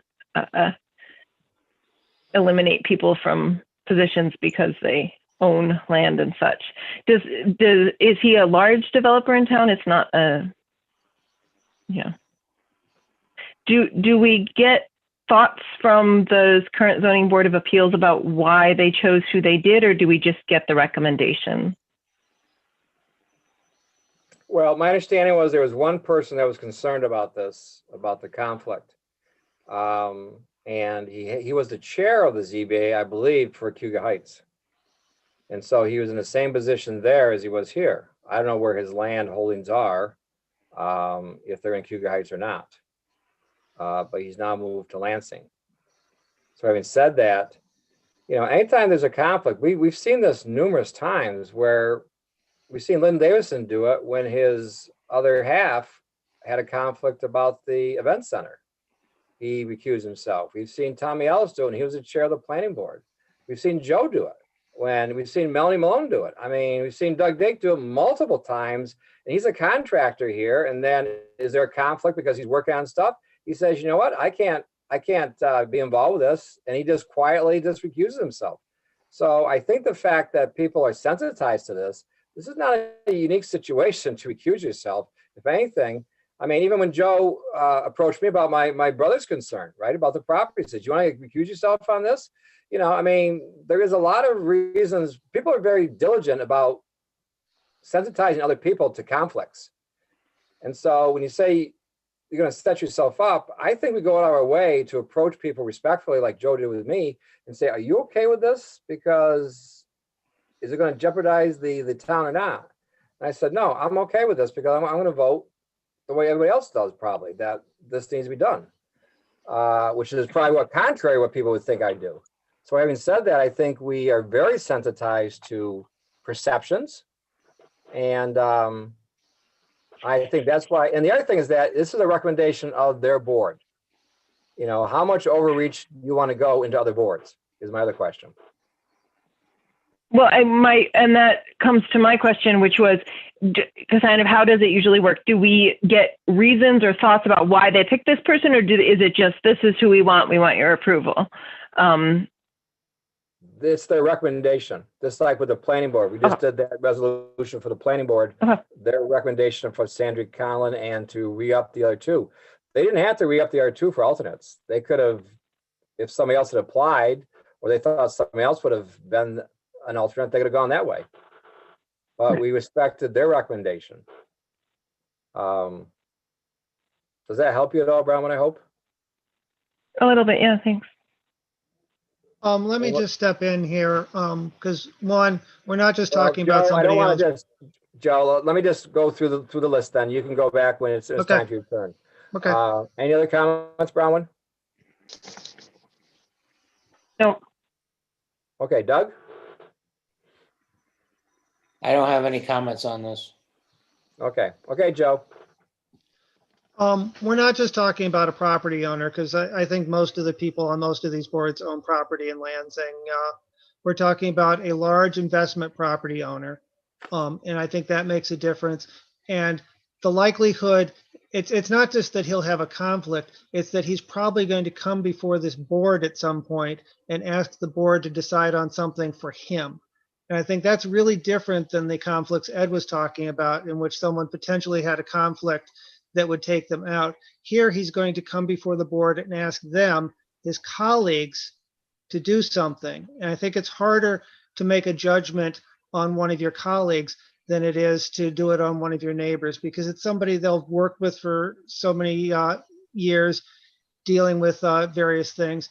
And so I think it sets up a different kind of dynamic than simply, oh, Doug's got a conflict with this issue, he's going to step out, or I've got a conflict with this issue, I'm going to step out. It's really different if you're likely to come before the board itself and ask the board to do something for you. You're then moving to the other side of the table and still speaking to the board now as someone who wants a favor from the board, as opposed to someone who is on the board. And I think that's a dynamic that's really different than the ones that Ed described. And that's why I'm concerned about this one. Okay, so my turn. I totally disagree with that. If you can't separate one from the other, you shouldn't be on the board. And anybody who can't do that on any of these boards, I'll ask for their resignation right now. If you can't separate one from the other, knowing that you're going to disagree with this person, and they may be upset about it, and that's going to affect your judgment, you shouldn't be on a board. Simple as that. You have to separate one from the other and be disciplined enough to look at the facts. And here are the facts. Simple as that. And if you can't do that, I'll accept anybody's resignation tonight. Because I don't think we it's as a that town, simple. excuse me, well, it is that simple. It's called integrity. And the bottom line is that you can't separate one from the other. You can't agree to disagree and say, you know what, Frank, I don't agree with that. I know we're on the same board together, but nope, not going to happen. And at the end of the day, hopefully they're both adults. They'll go out and have a beer together or something, and they'll talk about fishing or something else, and life will go on. So I totally disagree with that. And I'd be very concerned if people are that way. I like to know who they are, because I like to have a conversation with them and say, are you comfortable here with this? Because if not, maybe you should gracefully resign because you have other matters to attend to. You should be able to, because if you're in a community, especially one where you have ties and you can't agree with somebody or disagree with somebody, you have no business being on the board. Simple as that. I think the nature of conflicts cloud your judgment and make it harder for you to make those kind of decisions. And I think that's why we recuse ourselves from these, not because we don't have integrity, but because the conflict in itself makes it harder for us to make those kind of decisions without a potential cloud that we can't necessarily see. And I think that's the issue involved here. It's not integrity, it's setting up a situation in which we make it harder for those board members to do something when we're talking about the largest landowner of future developable land in South Lansing, the place where the most of these kinds of variances come from. You know, we're setting up to have him come before the board that he's been on and ask for a variance. And I think that's simply not good judgment on our part. And I don't think we should put him on for that reason. I think he'd be very good for a lot of reasons. I think he knows a lot about Lansing. I think he knows a lot about properties and stuff. I think he does have a lot of value, but I think he comes with the potential to really make a problem for that board in the future. And I'm looking out for the future of that board and saying, I don't want to put those board members in that potential problem. Do you know him at all? I've talked to him briefly a couple of times. I don't know him well. As you recall, way back when we talked about the Hillcrest property and Trip Hammer Terrace, he was willing to just pull that right off the map because it's so contentious to the whole community. And the integrity of the ZBA, they just went through the rod and gun, where half of the town would be upset at you. Half of the town would be upset at you for your decision one way or the other. I think that the ZBA has a tremendous backbone as far as that goes. And in all fairness, I think he's most qualified. But most importantly, this is a recommendation from the ZBA, and I respect their decision to do this. He's an alternate, by the way, right? So you have 1 year. You have 1 year to evaluate, and after a year, if there is such a conflict, you don't reappoint him. Simple as that. And chances are he'll be an alternate for quite a while. I personally don't see a conflict with this, especially if it's a recommendation of the ZBA. Any more comments before we move on this? Okay, Mrs. Munson, we have a first and a second motion and a second on this. I guess it's time for roll call. Excuse me, it's time to take the For a vote. vote, yep. I just want to make sure I'm on the right page here. Okay. Andrew Benson, Yes. Doug Dake, Yes. Bronwyn Losey, Yes. Joe Wetmore, No, Ed Levine. Yes. Okay, let's move on to the next one. Resolution approving audit and budget modifications and supervisor report.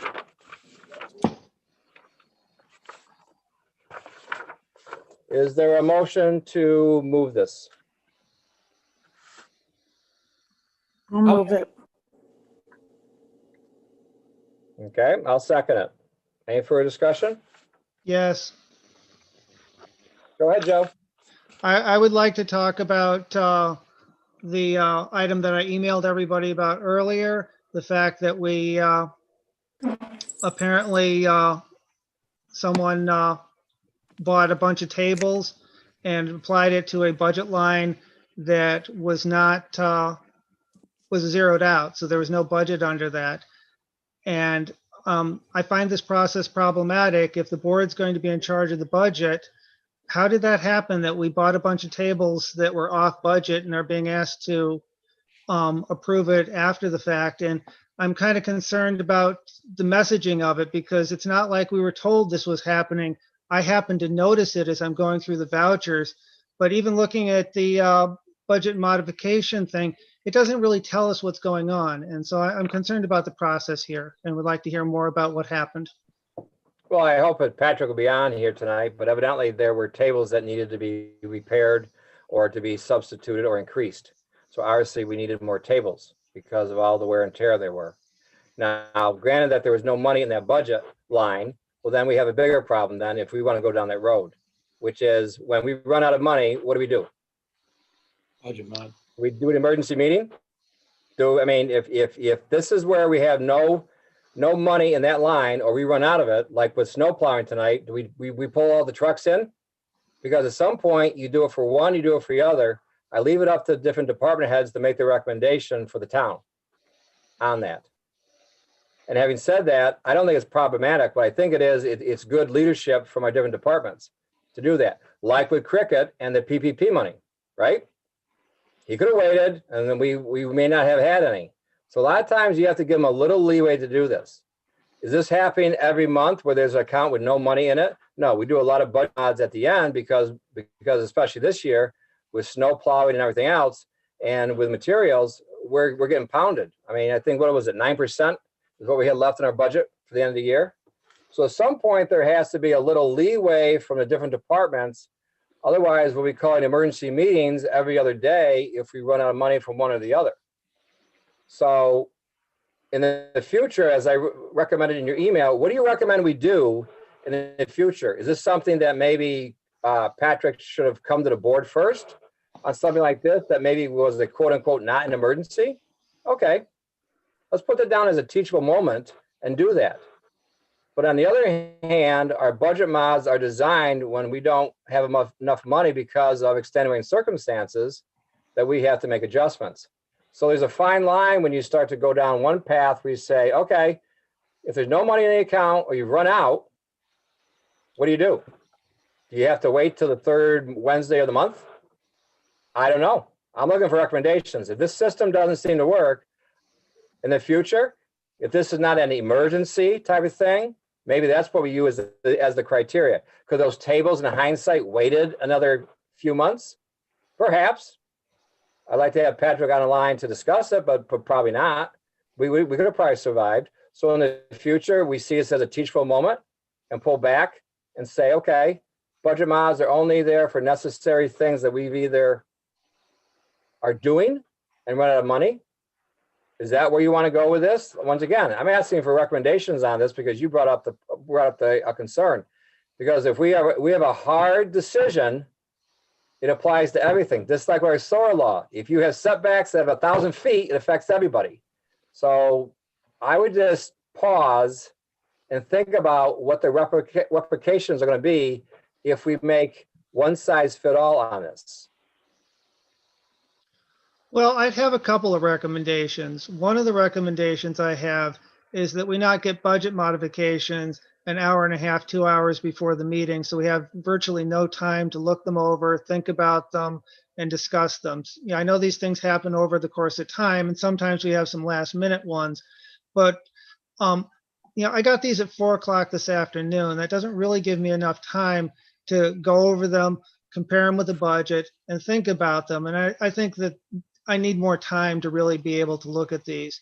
And I think that, yeah, there are things that could have waited, and I'm not sure the tables were something that couldn't have been brought to the board and said, hey, can you modify this budget line because we're going to need new tables. I understand there's emergency things, and I think buying tables is very different than plowing snow.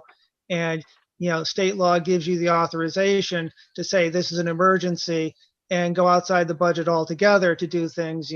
If a road gets washed out, you don't come and hold an emergency meeting. You get some people down there immediately. So, the difference between emergency and we need to plan this out more. And what I'm asking for is when things can wait to the board, that they come to the board so that we actually have a chance to make a decision before the money's spent.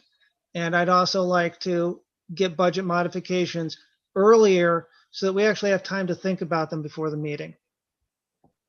If possible, I think those are good recommendations, if possible. A lot of it has to do with the implementation. Trying to get the vouchers together and everything else. I mean, we try to limit when the vouchers come in. We try to cut it off, a couple of weeks beforehand, but life goes on. Mhm. And if you talk to every different department heads, life goes on. I mean, and 2 weeks is not reasonable. And sometimes, once again, sometimes you get flooded with them. And sometimes not. It's not a perfect world, and it isn't totally controllable. That's the thing. We'll try to do a better job in the future, try to make a certain discretion. I have something I'll talk about a little bit later as far as that goes down the road. And I think for the most part, we try to get in front of it. But every once in a while, it rears its head like this one. To do the budget mods in the future, we could look into that to see if they can be presented to you in the future sooner. But does that mean that the vouchers come in sooner? I don't know. I'll definitely look into it and see if there's something that can be done. Fair enough? I see Debbie having her hand up. I just wanted to. Andra, Oh. I'm talking to you, Joe. Is that fair enough? Are you okay with that recommendation? Well, I want to hear what Deborah has to say. Okay, so I don't prepare the budget mods or any of the vouchers or any of that. Well, I do vouchers occasionally, but for my department. But they're supposed to be, from what I know, they're supposed to be handed into Charmaine the Wednesday before the meeting, which, again, from what I've observed, they start going in right away. There's, I see there's huge stack of them, as you all know, when you check them. So I'm not sure. Speaking for Charmaine, I'm not sure how much sooner she can really get them out. Just there's a time crunch involved. And if you cut it off a week before that, then everybody's going to be angry that the bills aren't getting paid timely. So I'm not sure. I hear what you're saying, Joe, but I'm not sure what the solution is to that. One recommendation I would ask, Joe, is that you talk to Patrick privately and the Cricket privately. And because especially those two probably pumping most of the vouchers, and get an idea as far as this goes. Sometimes you can't shut them off 2 weeks ahead of time because these people want to get paid. They want to wait 6 weeks. So it's something that we've wrestled with in the past, and we've nudged people and they've complied. Sometimes it works, and sometimes the circumstances out of their control. So you may want to have a conversation with them to get a better feel about the whole voucher process, and then get back to us. Well, I understand that stuff can't all happen 2 weeks in advance. You know, I've looked over the vouchers. I've been part of the process enough times to see vouchers coming in on Monday and Tuesday and having to get signed Wednesday morning. So I know that you can't have everything in advance, but we can have much more in advance than we're getting now. You know, if stuff's getting turned in a week in advance, we could get at least a preliminary set of budget modifications to give us a chance to look it over, think over those. And maybe there's a few that get thrown in at the last minute, and I understand that. But what I don't want is we get them 2 hours before the meeting and we really have no chance to review them in any kind of meaningful way. And we're looking over stuff and grasping for answers, you know, within a very limited time period. You know, this is changing a budget that we spend months putting together. We should have, you know, at least a day to think about modifications to it. Okay, so there's been good conversation, there's been good comments, there's been recommendations put forth, and if people want to follow through those recommendations, that's up to those individuals. Any other discussion from any other board members? Yeah, I have a question related to it, just sort of how the workflow is. When the vouchers are put into Charmaine, do the department heads determine what budget line stuff is coming from? Always, or is that something that Charmaine sometimes figures out? Like, where does that get figured? My understanding is they do, but Charmaine's the expert on this. And please keep in mind, it's not just Charmaine who looks at the vouchers. Usually there's 3 sets of eyes that look on it before it gets to either you or any other board members that have to look at them.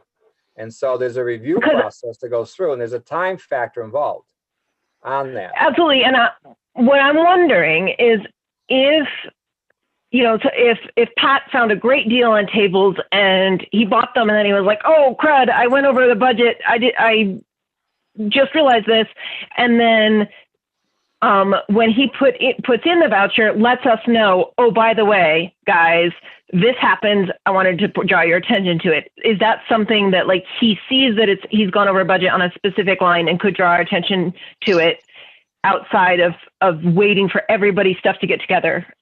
Would that be a possible solution?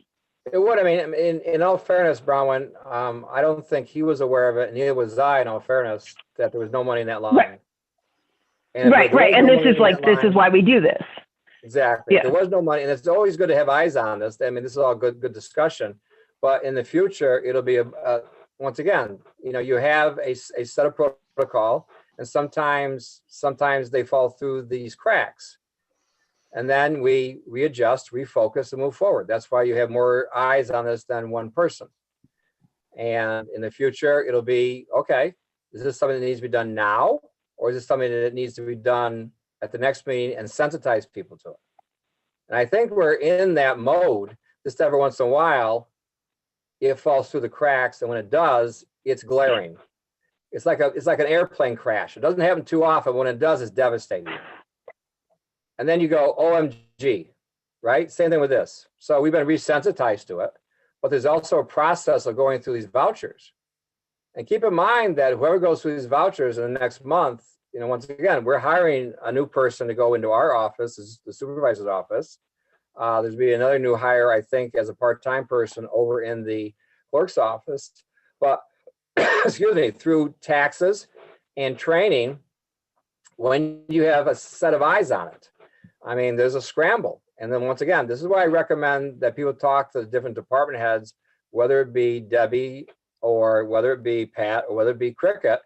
Okay, here's what the process is. And yes, it would be wonderful to have this 2 weeks in advance to say, oh, what's this going on? But sometimes that's not available. We'll try harder and see where it goes. I mean, we're always trying harder for that. But like I said, if there was money in that account, we wouldn't have that discussion.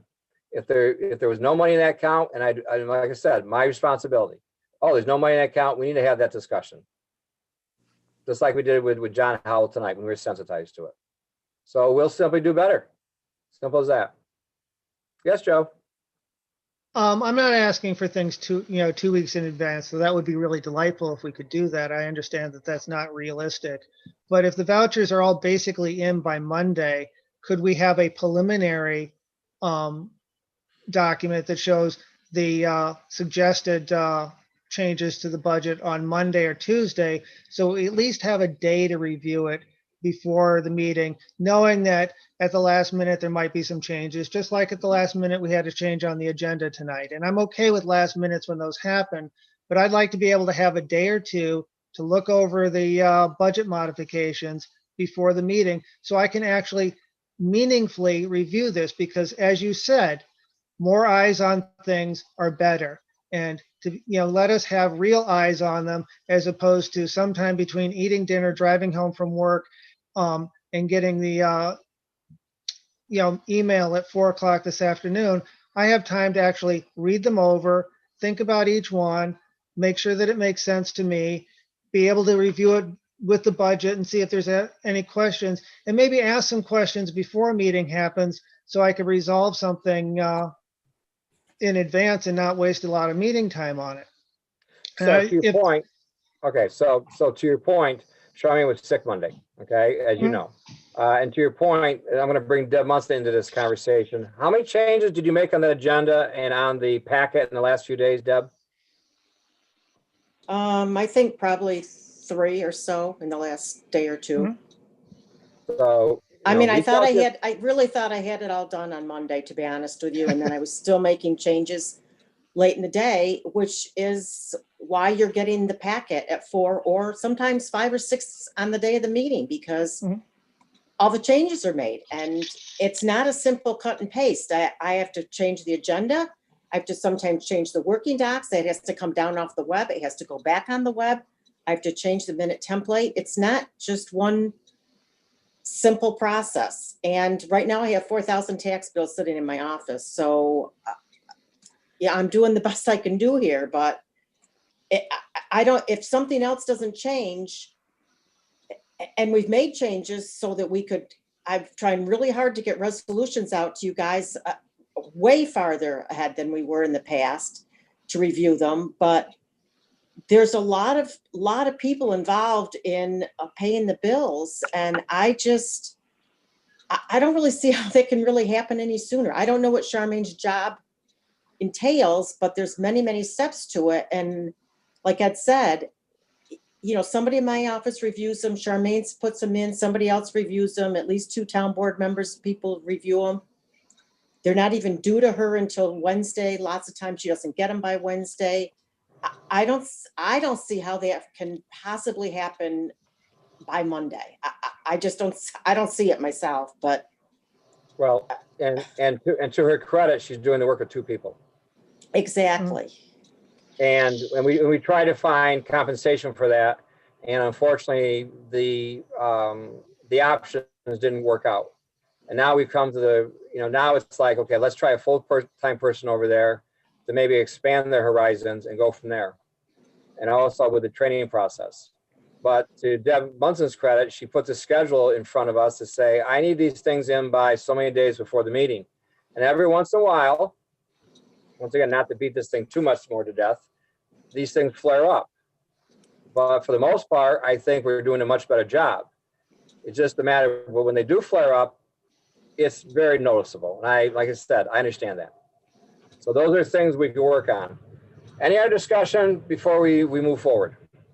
I just want to say that I really do appreciate that Deb has been getting us motions and stuff in advance, and it's made it much easier to be able to read about them, think about them, discuss them with people. I get that. And I'm just saying this one item, which is important, we're changing the budget every month and we have no time to really think about it. And there's got to be a way that we can get at least a draft of the budget modifications more than 2 hours in advance of a meeting. Okay, we'll see if we can find solutions. Thank you. Any other discussion for any other board members?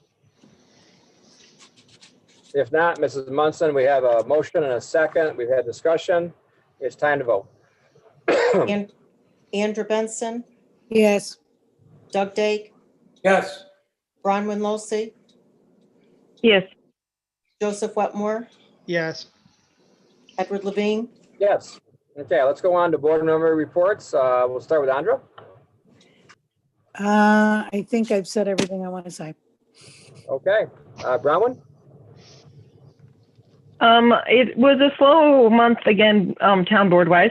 A lot of stuff was postponed or canceled. The broadband committee, we met, and I imagine Joe has more detailed report, but the representative from Spectrum spoke with us and showed us a map, and is going to be getting some of the information to CJ, and so hopefully that will move us along figuring out who doesn't have service right now and who is right on the cusp of getting service. And she also offered to talk directly with folks about kind of tracking down differing information people have gotten.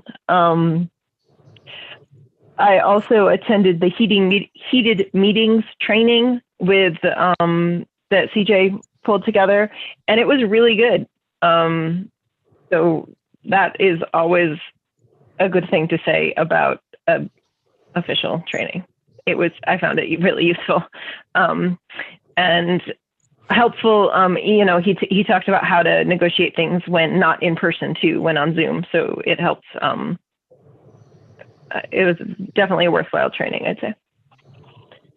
Great. Oh, thank you. and I also was asked to speak via Zoom with a Boy Scout and Girl Scout troop about what being on the town board means. And so that was fun. Good for you. Doug? That's all. Planning board meeting, November 23rd. Privilege of the floor. As we spoke of earlier with the solar law, that was the only one that spoke for that. There was only one person to speak for that. And a lot of that discussion was generated by his privilege of the floor comments. Couple different motions. Lot line adjustment from the Howells to the Lansing Routed Gun, 9.2 acres was approved. Lansing Propane, the petroleum storage facility, the planning board agreed to be the lead agency for that. That might be changing. Wildlife resolutions, as we talked about a little bit earlier with the regard to the Town Barn Road. John Hatfield was planning that. That was subsequently. Let me see here. What am I looking at? Summary discussion.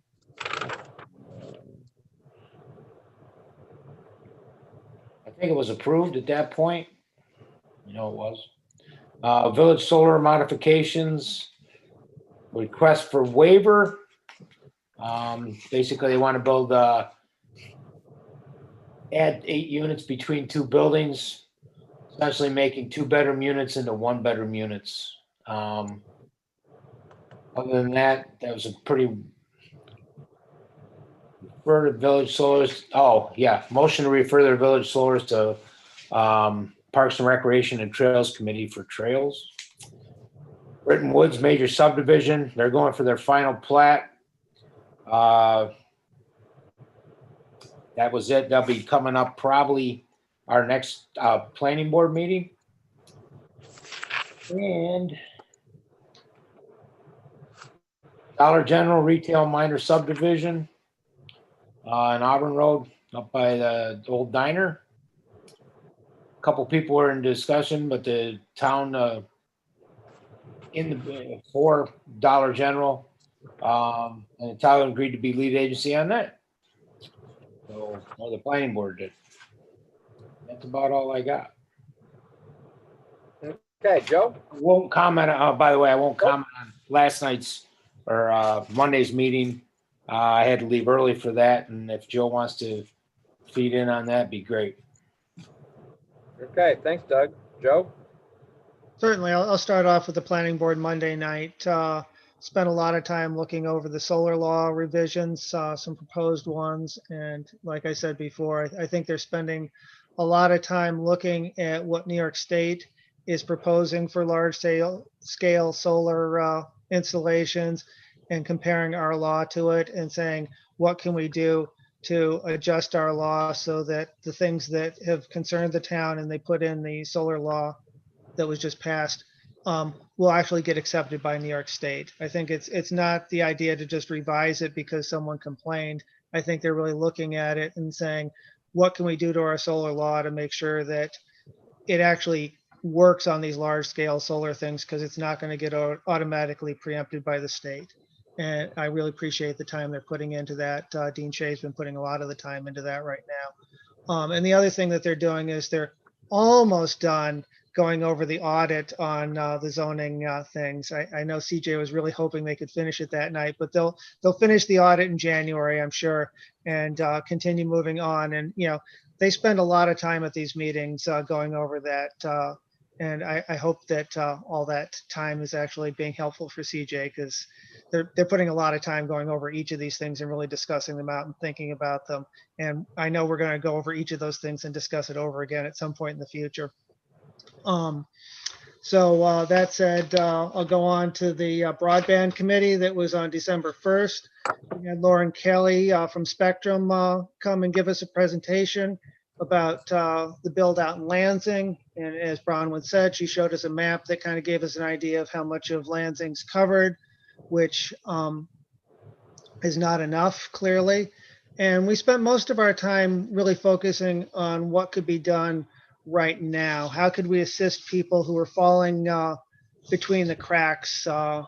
Spectrum has some programs to help people out who have got low income, but people are falling through the cracks because of things that are, beyond their control. For example, if you have cable right now, you can't qualify for low income, even if you lost your job and are suddenly at a lower income level. You don't qualify for the low income level programs. And so she's going to be working with Dan to see if they can't work out a number of people who've got kids in school. They're really having trouble keeping their cable going. The school's actually able to pay some of these cable bills if they're at the low income level. And so they're going to try to figure out how to get past a lot of these little things. And I think getting the two of those hooked up was one of the really important things that happened at this meeting. CJ is going to get the GIS data essentially for the town so that we can actually start planning around who's in and who's out of Spectrum. So that's going to be good. And then we're going to continue working with her about, how can we get more people hooked up in Lansing? Because the goal of this committee right now is we want everybody in Lansing hooked up, and we've got both the short term, how can we get people who need it right now hooked up, and how can we make sure that nobody's left out in the future? So we're moving along there, and we're going to meet in January and keep moving on. And, I spent a lot of time this month working on the revision of the ethics law with Guy, and that's up next. So we can probably move into that soon. So a question about the broadband. Did Yes. they talk about overusage or undercapacity at all? Not that I remember. We were really focused on how to get people in who either didn't have the capacity. There's some issues with people who don't have enough capacity to have a couple of students on at the same time. But it was really, looking at what routes could be done and then setting that up for future discussions. And my understanding is that Lauren and Dan are working on a number of individuals in the school system who are not able to get on, and seeing if we can't get those folks hooked up right now, because, every day is another day that they're missing out. And so we're trying to get those immediate needs done first. Well, it's education and economics, Yeah. as far as that goes. The other thing is that, once again, are they going to come up with a last mile strategy? We Where didn't the go last in. mile is, okay, how are you going to fund that last mile when you got 4 houses and they're 10 miles? That was the whole bugaboo, right? With Spectrum, not enough density, blah, blah, blah, blah, blah. You don't qualify. It doesn't fit the formula. And I'll be right up front about this. We're in a dead spot right here. By the grace of God, I can get my phone message. And I think the spectrum came down Ludlow Road. You got lucky as far as that goes, right? They were there. And where is the last mile going? I've got 2 professors next door to me and their kids trying to get on, and we're looking at 0 bars. You know, I'm with you, Ed. There's a lot of people who are in right? your position. Yeah. Yeah, Well, there's a lot of people in your position, or someone whose house is so far from the road that they can't afford to spend $10,000 to have the cable run from the road to their house. And looking into, is it possible to get the specs so that a private person could come in and do the hookup instead of Spectrum doing it, because Spectrum's markup can be considerable on those kinds of jobs. So we're starting the discussions on a lot of that stuff. Right now, we focused on, this low hanging fruit. Who can we get hooked up this month? And then continuing working with her in the future to see who we can get hooked up the next round and the next round, because this is going to be a long-term process. The temptation, I'll put it this way, I'll be gracious. The temptation is that once there's no longer any hanging fruit, there's no longer any conversation. I'm not tempted by that. I want to see everybody in Lansing have the I'm ability not to hook talking up. about you, my friend. I'm talking about the ones who provide the service. You know what I'm saying? Oh, I know. And that's why we're talking about municipal broadband is still on the table, because in the end, we want to see everybody hooked up. And if that's the way we do it, we're going to look to see if that's a possibility. Okay. Anything else? That's it, unless you have more questions. No. I'll let it come to me. We're fine. All right. Briefly, this is something that Mike Mosley and Cricket pulled off the table, but they're having a concern about one of their trucks, one of their plow trucks. And if it breaks down, it's the small one that can go across Doug Road, right? The bridge.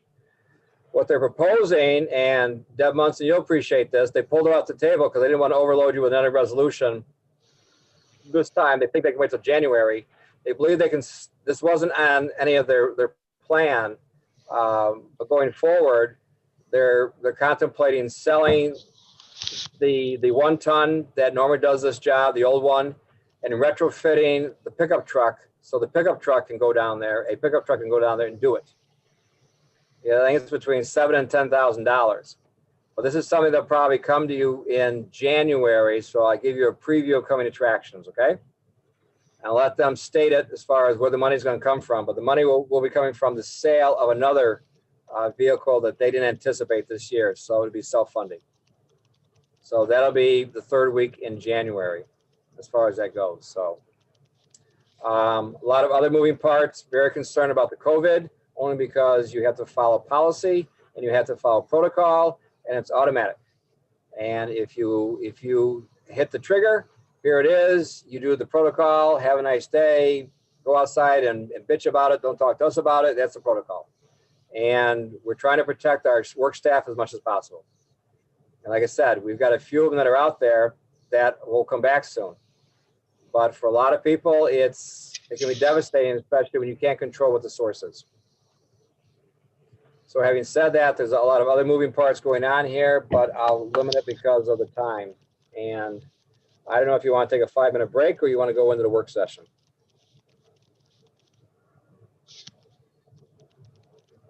Okay, I hear silence. So I guess we're going to go into the work session. So going into the ethics, has anybody read this or anybody have any questions about this before we have other discussion on it? I mean, I know Joe and Guy have been working on this. And I think you use a lot of the county's template, which is fine. It's always good to see somebody else's example. But do any of the other board members, Andra, do you have any questions about this at all? Or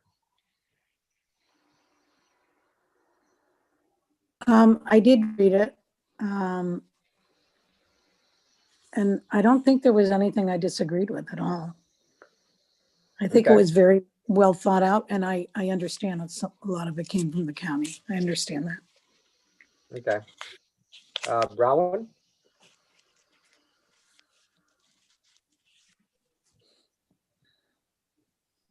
Brown, do you have any questions about this or comments or concerns?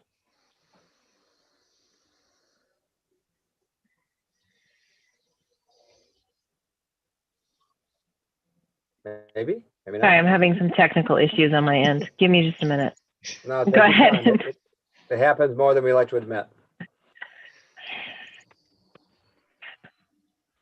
Computer's thinking for me. Okay, I think I'm good.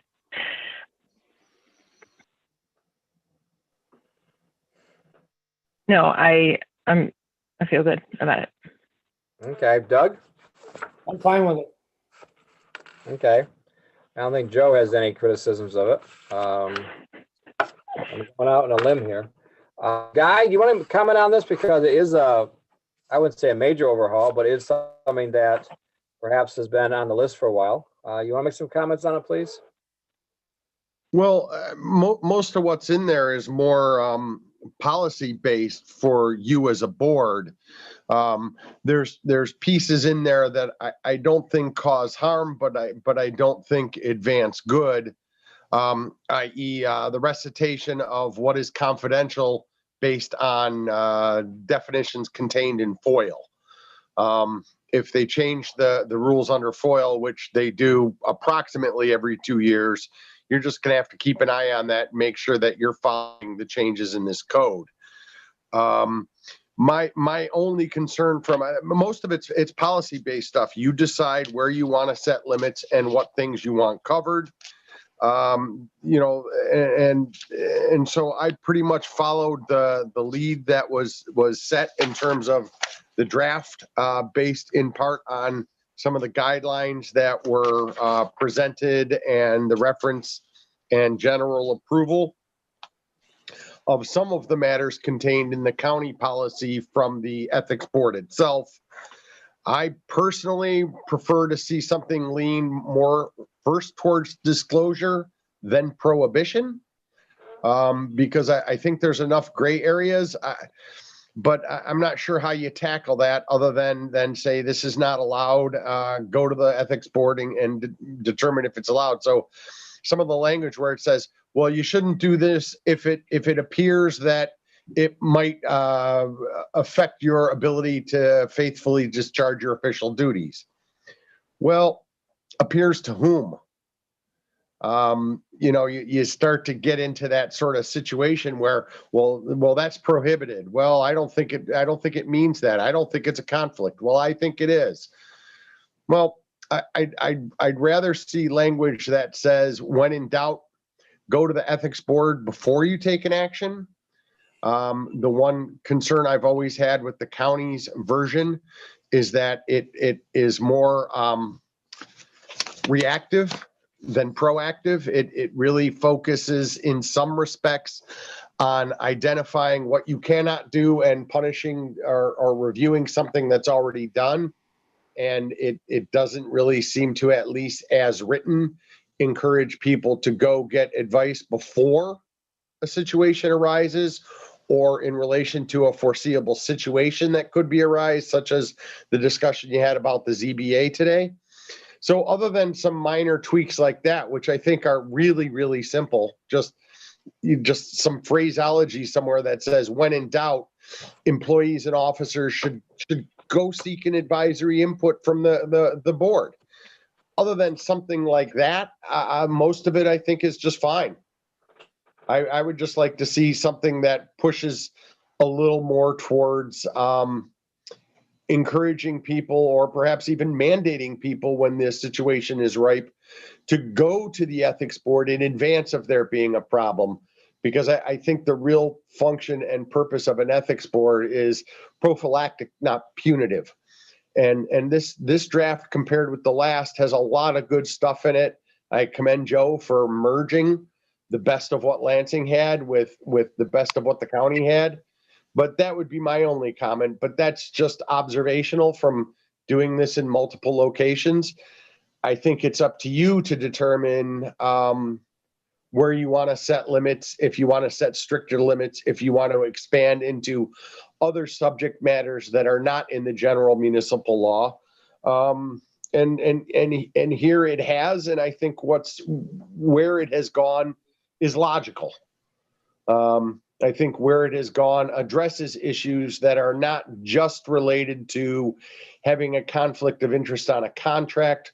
I think it also correctly touches upon some of the eye test stuff where you're making decisions on friends, family, relatives, where it's just too close. My only advice would be maybe a couple of tweaks in some of the provisions to not state an outright prohibition, but to say, if you have any doubts, go consult with the board. And I think it does do that. I think it's implied, but I'd rather see it a little more explicit. But other than that, I think it's really up to you guys to set policy on a town-wide basis for how will these things be addressed and when should they be addressed. And I would just urge that you make sure that the law tilts towards addressing it on the front end and not the back end. Can you give us some, in an email or something, some specific recommendations? It's your end for that. I mean, we can consider. I can, but they're pretty de minimis. I mean, to me, the question really is, do you want to, schedule something like this for public hearing and get the final draft together with formatting and some final tweaks? I certainly can work with Joe on plugging a couple of those in, but there's really only a couple places where that would come up. But yeah, I could send out an email on that.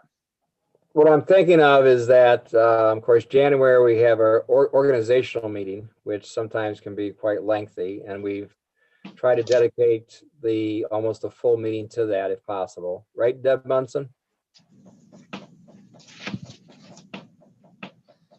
Rather than separate meeting. Yeah, I think you'd only be scheduling a public hearing in January. You wouldn't be actually deliberating, and that would be in February, but it's up to you guys. Well, I'm thinking of maybe giving us some time to have these de minimis little tweaks to consider in January, and at our January meeting, setting the public hearing for February. Yeah. Okay. Because we're not going to set it tonight. Okay. Anything else to do with the ethics board? Well, no, I mean, what I'll do is, considering that we've made a lot of good progress here, if it's okay with everyone, I'll send my comments to Joe and we'll hash them out. And when we have something that we think should be advanced, I'll let him, as the town board member, present it. Okay. I have a quick question here. Do you guys want to keep seeing red line versions, which I find harder and harder to read as you're crossing out and switching language around? Or do you want a clean version to start working from? Well, Clean. personal opinion is we already have the red version here in front of us as a copy. And so my understanding is there would be some very minor suggestions to move forward. Is that correct? That's my understanding. I agree with Guy completely that we want to use the ethics board more and more as a proactive asking questions rather than trying to punish people with it. Yes, we don't want to use them as a police force. No, we want to use them as an advisory board to independently look at a situation and say, yes, this is a conflict, or no, it's not a conflict, by people who have no skin in the game. Okay. If you could give us, since we all had the red version, if you do want to do it, that's not a criticism, you do want to do a clean version next time with a few tweaks at it, maybe after each one, so we can see them. That would be helpful. Well, why don't we do this? Why don't we take this, make this a clean version, and then do a red line on this one? Well, So we'll incorporate all these changes and then red line any changes from what you got this time to the next one. Does that sound fair? How about, does everybody else feel about that? I mean, I don't care. I have a red line version in front of me. So I already know what the tweaks are for this. And I was kind of like moving in that direction, but everybody else okay with that? So you get a clean version next time. That's what I was going to suggest. Yeah. All right, good. So we have a plan. If there's nothing else, do we need to go to executive session? I just asked Guy if any of those court things that I've been reading he's been working on are worth doing an update on, because I know he's been doing some filings back and forth. Well, there have been some stipulations filed on one of the cases because the insurance company is starting to issue payments, but there's really nothing to update because I haven't been doing anything other than monitoring because the judge hasn't issued a decision. So question for you pertain to one of these. I guess we have to speak vague here. court cases is that that the town had to allocate some money for a demo. Is that something you think that would be coming back to the town soon? Or do you think that's going to go on the tax rolls or what? Or do we have to go in executive session to talk about this freely? Well, Shall I move to go executive session? yeah, I would have already expected the judge to have issued a decision. It's hard to, if I could always predict what a judge was going to do, I'd be retired and not talking to you guys right now. All right. All right. So I would okay. say let's give it till a week or two and see if it comes in, because technically the decision's supposed to issue by law within 60 days of the hearing, and the hearing was like 48 days ago. So, All right. Why don't we wish everybody a happy holiday and adjourn? How's that? Stay safe, everybody. Okay. Thank you, everybody. Good conversation. Take care all. Yep. Happy holidays. Thanks.